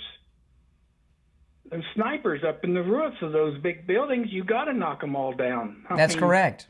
It's a sad thing. That attack, people know October 7th. I think people have lost touch with what happened on that day. These Hamas terrorists flew in on ultralight. Some of them came by land. Some of them came in on ultralight airplanes.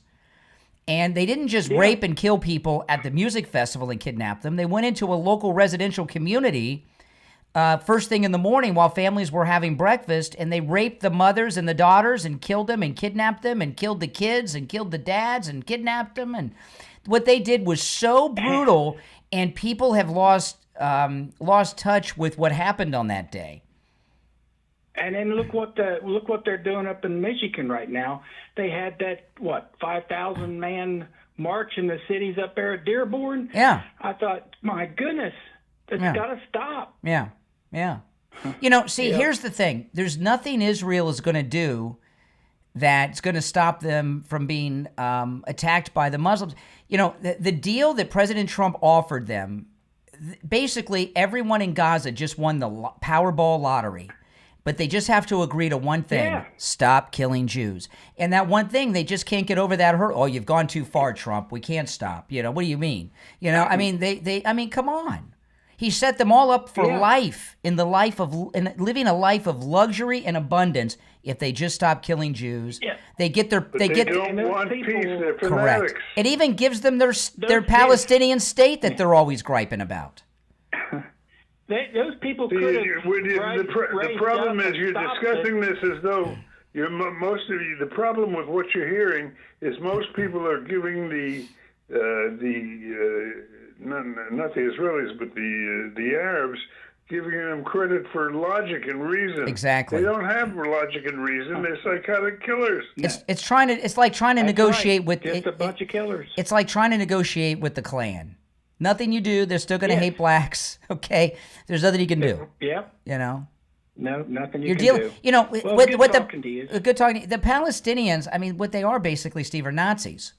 When it comes to Jews, I mean, they're Nazis. That's it. They have the same attitude as Nazis, and you're not going to get Nazis to stop the killing. It's just it's impossible to happen. I want to talk about coastal weight loss secret. Steve, I was yesterday. I had a tough time you weren't here yesterday. Yesterday was a tough show. I had gotten rid of my pre-weight loss clothes, so I thought. And yesterday, I put on a pair of underwear. Was for my pre-weight loss, and my underwear and pants, they were falling off me during the whole show yesterday, because I was wearing the old underwear when my waist was a few inches wider than it is now. And, that's what happens when you get dressed in the dark early in the morning. But I've lost inches off my waist. I have a flat stomach. I lost my belly. I weigh what I weighed 29 years ago when my wife and I got married.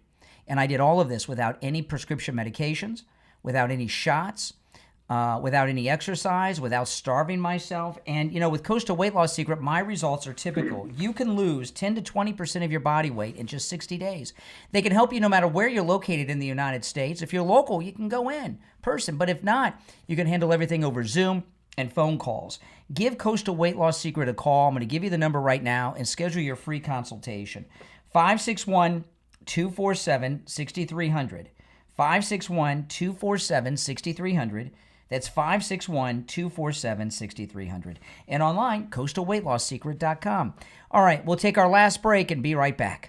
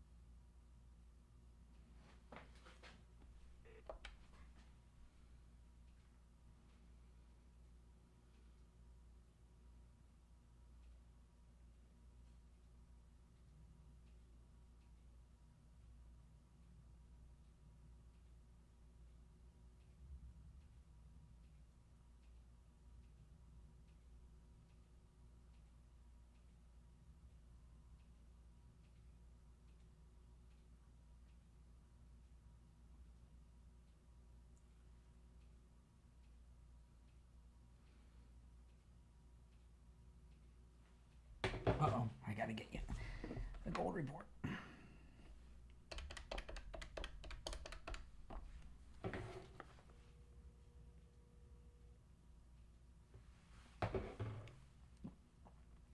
Hey there, hold on. Steve, you there? Yes, I am. Okay, hold on. I'm going to get you, William. Hold on. All right, we have about 20 seconds, William. Okay.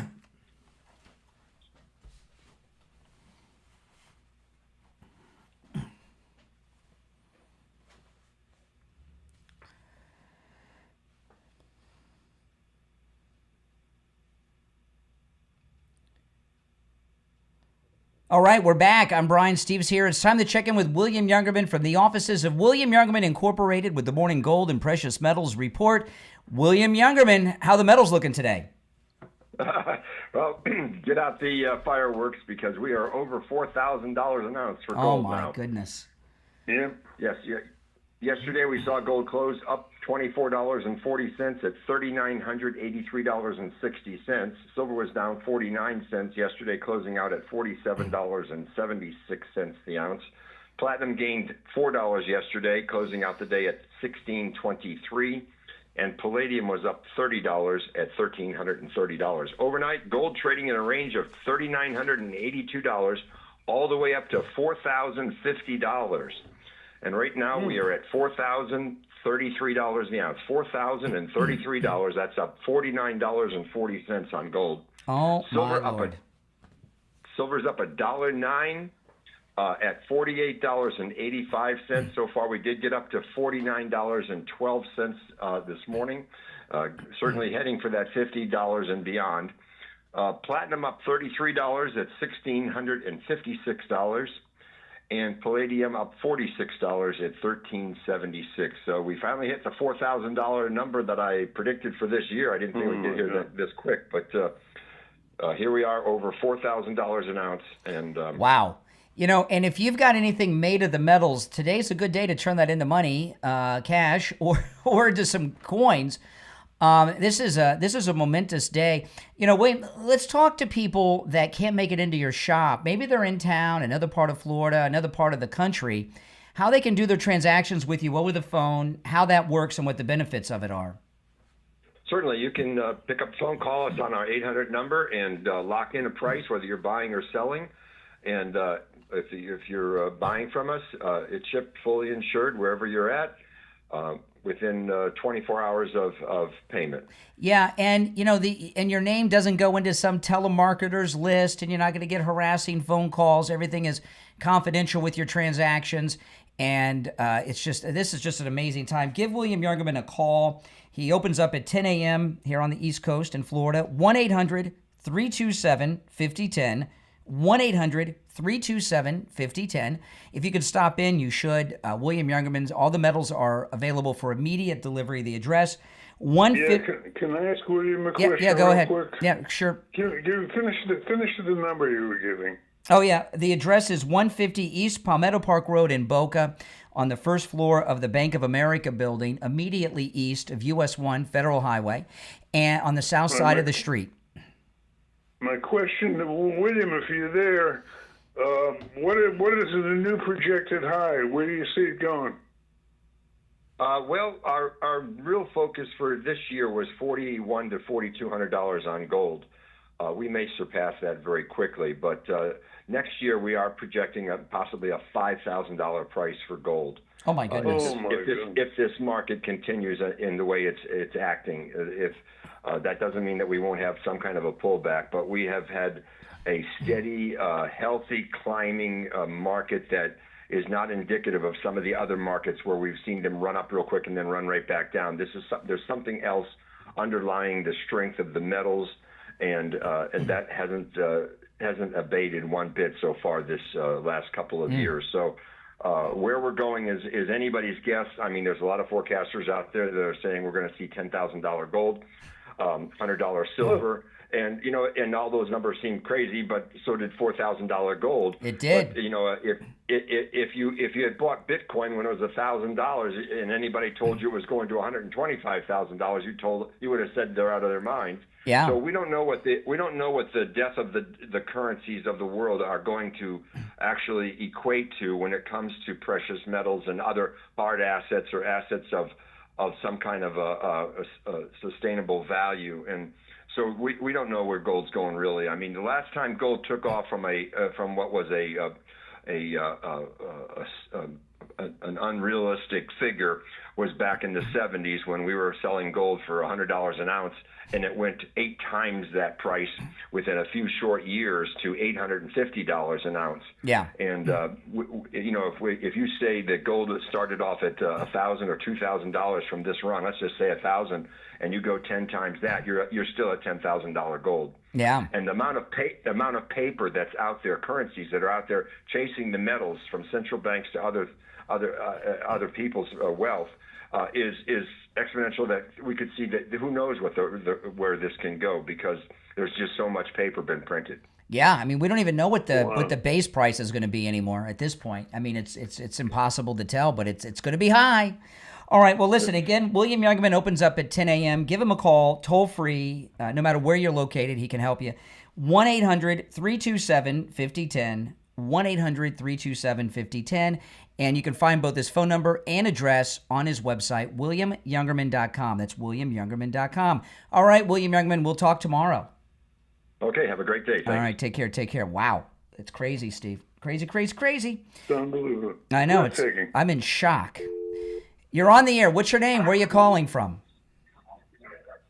My name's Pat, calling from Gainesville, Florida. All right, Gainesville, Florida. What's up?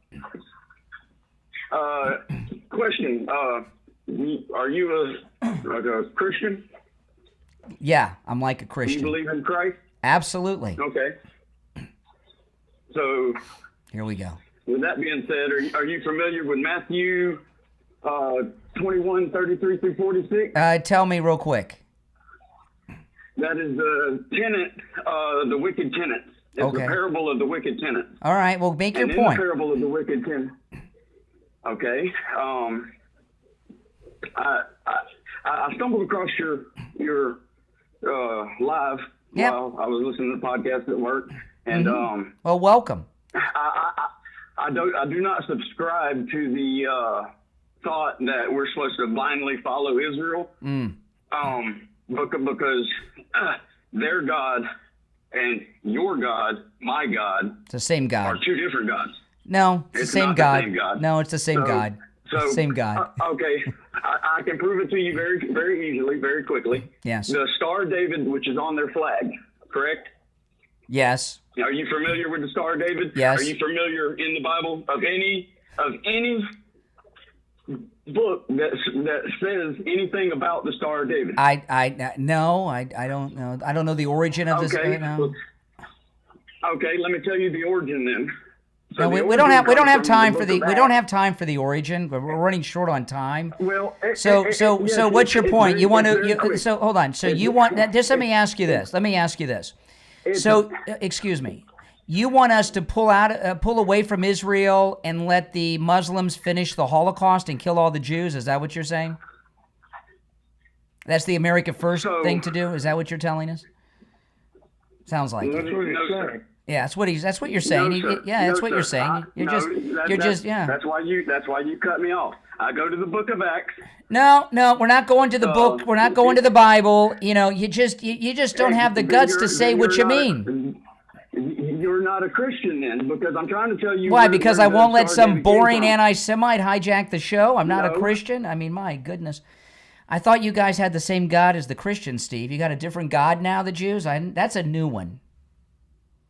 But then again, Yeah, that's a new one. I thought anti-Semitism had been pretty wiped out in this country. I guess it's either I was wrong or it's back. I mean, is this what it used to be like? It's back with a vengeance. You know, when you went to college, you went to Rollins College here in Florida, right? Yeah. And that was like in the Steve's up. That was in the 50s, and you used to talk about all this anti-Semitism and everything else, and I kind of thought it was like, oh, come on. But now this is like the 50s, isn't it? This anti-Semitism guy calling from Gainesville, it's kind of like those days, isn't it? I mean, it's scary. Well, in parts of Florida are exactly the same as they were back then. Parts of New York City, this anti-Semitism, I think, is becoming almost, I hate to say it, almost mainstream in this country. It's becoming almost mainstream. I've never heard so much anti-Semitism as I've heard in the last 2 years, and it's getting worse all the time. And it's It would appear that way. Yeah, and a lot, this is what really is tough. A lot of it comes from conservatives. And it pains me to say that. Like that guy from Gainesville, I'm sure he's a Trump guy. And I'm not sure what the root cause of that is. I'm not sure where it's all coming from. But so you're saying politically you probably agree with them on more issues than disagree. We probably do, except when there's this whole thing that I hear a lot of MAGA people say, and you and I are MAGA. They say I'm MAGA's America first. I'm America first. Supporting Israel is not America first. So I don't support Israel. That's how they hide. And this anti-Semitism is one of the reasons Zohan's doing so well. If you're on hold, stand by. I want to talk about Life Imaging FLA. I've been telling you guys that I had this big weight lifted off my shoulders, that my cholesterol is about 300. It's been about 300 since, for the last 25 or plus years. Every doctor I've seen has told me I'm a heart attack waiting to happen. And I just assumed at some point in my 50s I was going to drop dead from a heart attack. That's why I have so many insurance. I have so much insurance, life insurance, because I just assumed I was going to die of a heart attack. And when I went over to Life Imaging FLA, I went over there and met with them with someone from the radio station. And they're telling me about the process. And I was so scared because I thought when I got my heart scan, I was going to have like 30-40% blockage, plaque buildup in all my arteries and everything.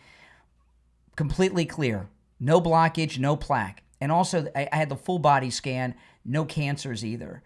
And I was expecting by this time to have had bypass surgery or stents put in by this time after I went over there 2 weeks ago.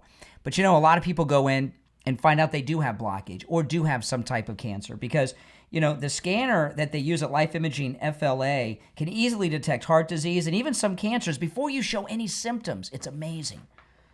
So call Life Imaging FLA. They have locations in Palm Beach, Broward, and in Miami. Give them a call for your free heart scan with just a few minimum requirements, which is valued at $699. From your cell phone, just dial pound 250. That's pound 250 and say free heart scan. Again, that's pound 250 and say free heart scan. You'll be connected in seconds. All right, let's take some more calls. You're on the air. What's your name? Where are you calling from? Brian from Deerfield. Hey, Brian. Hey, Brian. Hi, Steve. Brian, what's up? We're getting a really good picture here of just how tough and talented our cabinet is. Yesterday we had Ladies' Day. We have Kristi Noem go down there and straighten out this chief of police in Portland. He looked like a seasoned officer, but boy, he looked like the tears are welling up. You saw the video. He was a broken man. Did.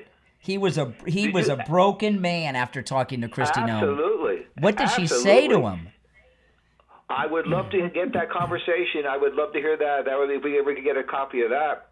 The other one was Pam Bondi with this inquisition they tried to put and the Senate hearing.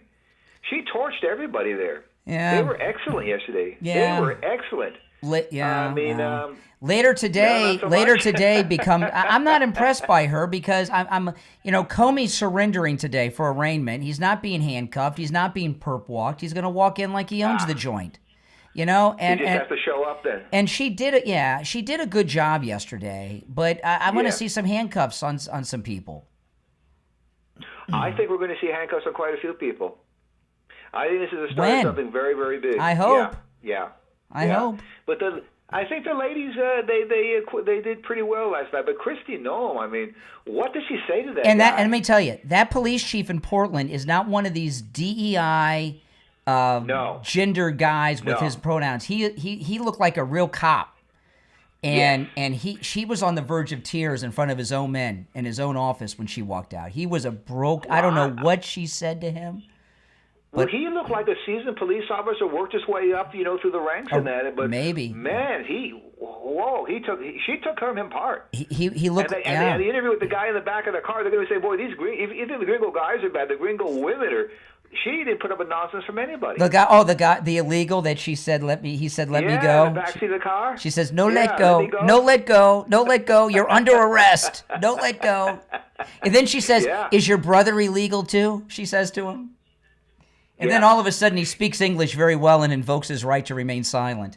All of a sudden, he Well, you speaks remember English. when she was down here at Everglades, Alcatraz with Alligator Alcatraz. Alligator Alcatraz. And just took Alligator Alcatraz and took Listen, over we're out of time, so we got to run. But Okay, appreciate the call. That's it for us today. It's the Steve Kane Show. Steve Kane has been here. I'm Brian Craig.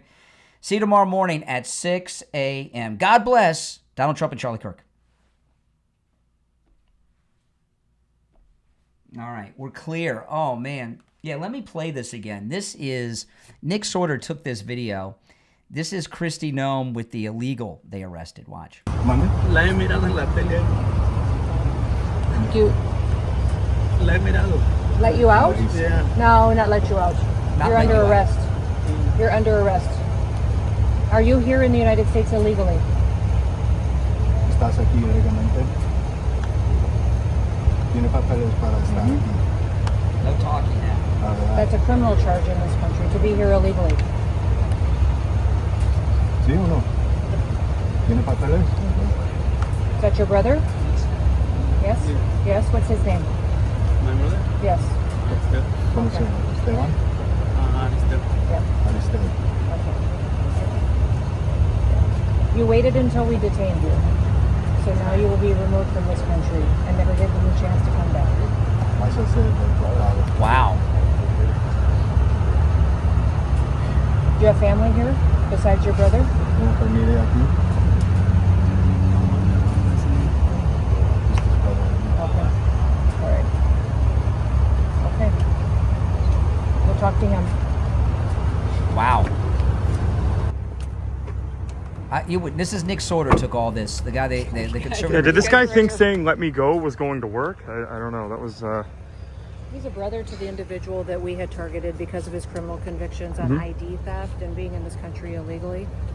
He is detained because he's in this country illegally as well, and will be removed and never given the chance to come back. And that's our message continuously to people all the time, is that, listen, if you deport now, if you're in this country illegally and leave on your own, you may get the chance to come back to the United States again someday. But if you wait until we detain you, you will never, ever get the chance to come to America again. So now, unfortunately, because of his criminal activity, he's impacted his brother, led him into this country illegally, and now his brother is paying the consequences as well. If you care about your family, go home. Go home now. Wow. I mean, that's what you want. You know, we got our country back, is what's happened here, right? We've got our country back. Let me find the other video of her. Let me see if I can find the other one. Let me find it. Oh, yeah. Okay. Here's the video. I'll make this one big. If you're watching with the green behind me, go to my mainstream. You can see and hear the video and the audio. Okay. This is Kristi Noem. She just walked out. You can see her there. There's the police chief of Portland. And she just walked out. She had a meeting with the police chief of Portland. And look at this guy's face. I'm going to give this to somebody. Here. Look at him. What did she say to that guy? Does he look scared to you? He does to me. I don't know what she said to that guy, but she scared the daylights out of him, didn't she? Oh my goodness. That was amazing. Yeah, she did a very good job. Now, see, this is one of the problems we have in this country. Now, remember we were talking about the people that boxed in the ICE agents? And remember, the one woman crashed into the ICE agents' SUV, 10 cars boxed them in, then the one woman crashed in, got out with a rifle, started shooting at the federal agents. They let her out of jail. Look at this. This is CBS News in Chicago. Our cameras were rolling as the woman shot by federal agents was released from federal custody. Charlie, notice how they describe her. She's the woman shot by federal agents, not the woman who shot at federal agents or crashed into federal agents or was part of that boxing in. She's the victim. This is local news in Chicago. Our cameras were rolling as the woman shot by federal agents was released from federal custody. Charlie just mentioned 30-year-old Marima Martinez, who is accused of ramming her car into agents. Here you see her leaving the federal detention center downtown this evening. A short time later, 21-year-old Anthony Ian Santos Ruiz was also released. He was the one who I think, filmed the crashing. He was driving one of the cars that boxed in the federal agents. He got out too. According to the criminal complaint, Martinez and Ruiz forcibly assaulted, resisted, opposed, impeded, intimidated, and interfered with an officer. Our cameras were I mean, how do they get out? And what kind of message does that? What kind of message does that send? Right? A pretty scary one. It sends a message that it's okay to do what it is they did, that they're the victims. And I'm sorry, I don't care how simple, whether or not the people of Chicago or their fake news in Chicago want these people there or not. Now this here, I wanted to show you this. Hold on. Let me pull this up. This is something else. Let me see if I can get this video. Look at this. Democrat Haley Stevens, Democrat from Michigan, right? She shows up to a campaign event. Only one person showed up. Look at this. She's on stage, and there's only one person there to see her speak. You know why that is? Why is there only one person there? And this guy may work for her for all we know. You know why? USAID. There's no one to pay the fake crowds to show up anymore. There's no one to pay the fake crowds. So they get one person to show up who might work for her. Who knows? Might even be a relative. If you're new to my channel, my name is Brian, and this is where MAGA comes to talk. I live stream here all the time, and I'm always taking live calls like I've been doing today. I host a morning radio show, and I start before the radio show, and now the radio show just ended a few minutes ago. And I do go after the radio show, too, as I'm doing now. So make sure you subscribe and click the notification bell. You can also catch me in the afternoons, where I podcast here on my YouTube channel live, taking live calls, and I'm also here on the weekends as well. So if you're new, welcome, and you're welcome to call me whether you agree or disagree from me. Always welcome to call. All right, this is where MAGA comes to talk. My name is Brian. Thanks for tuning in. Thanks for watching. I'll see you next time. Take care.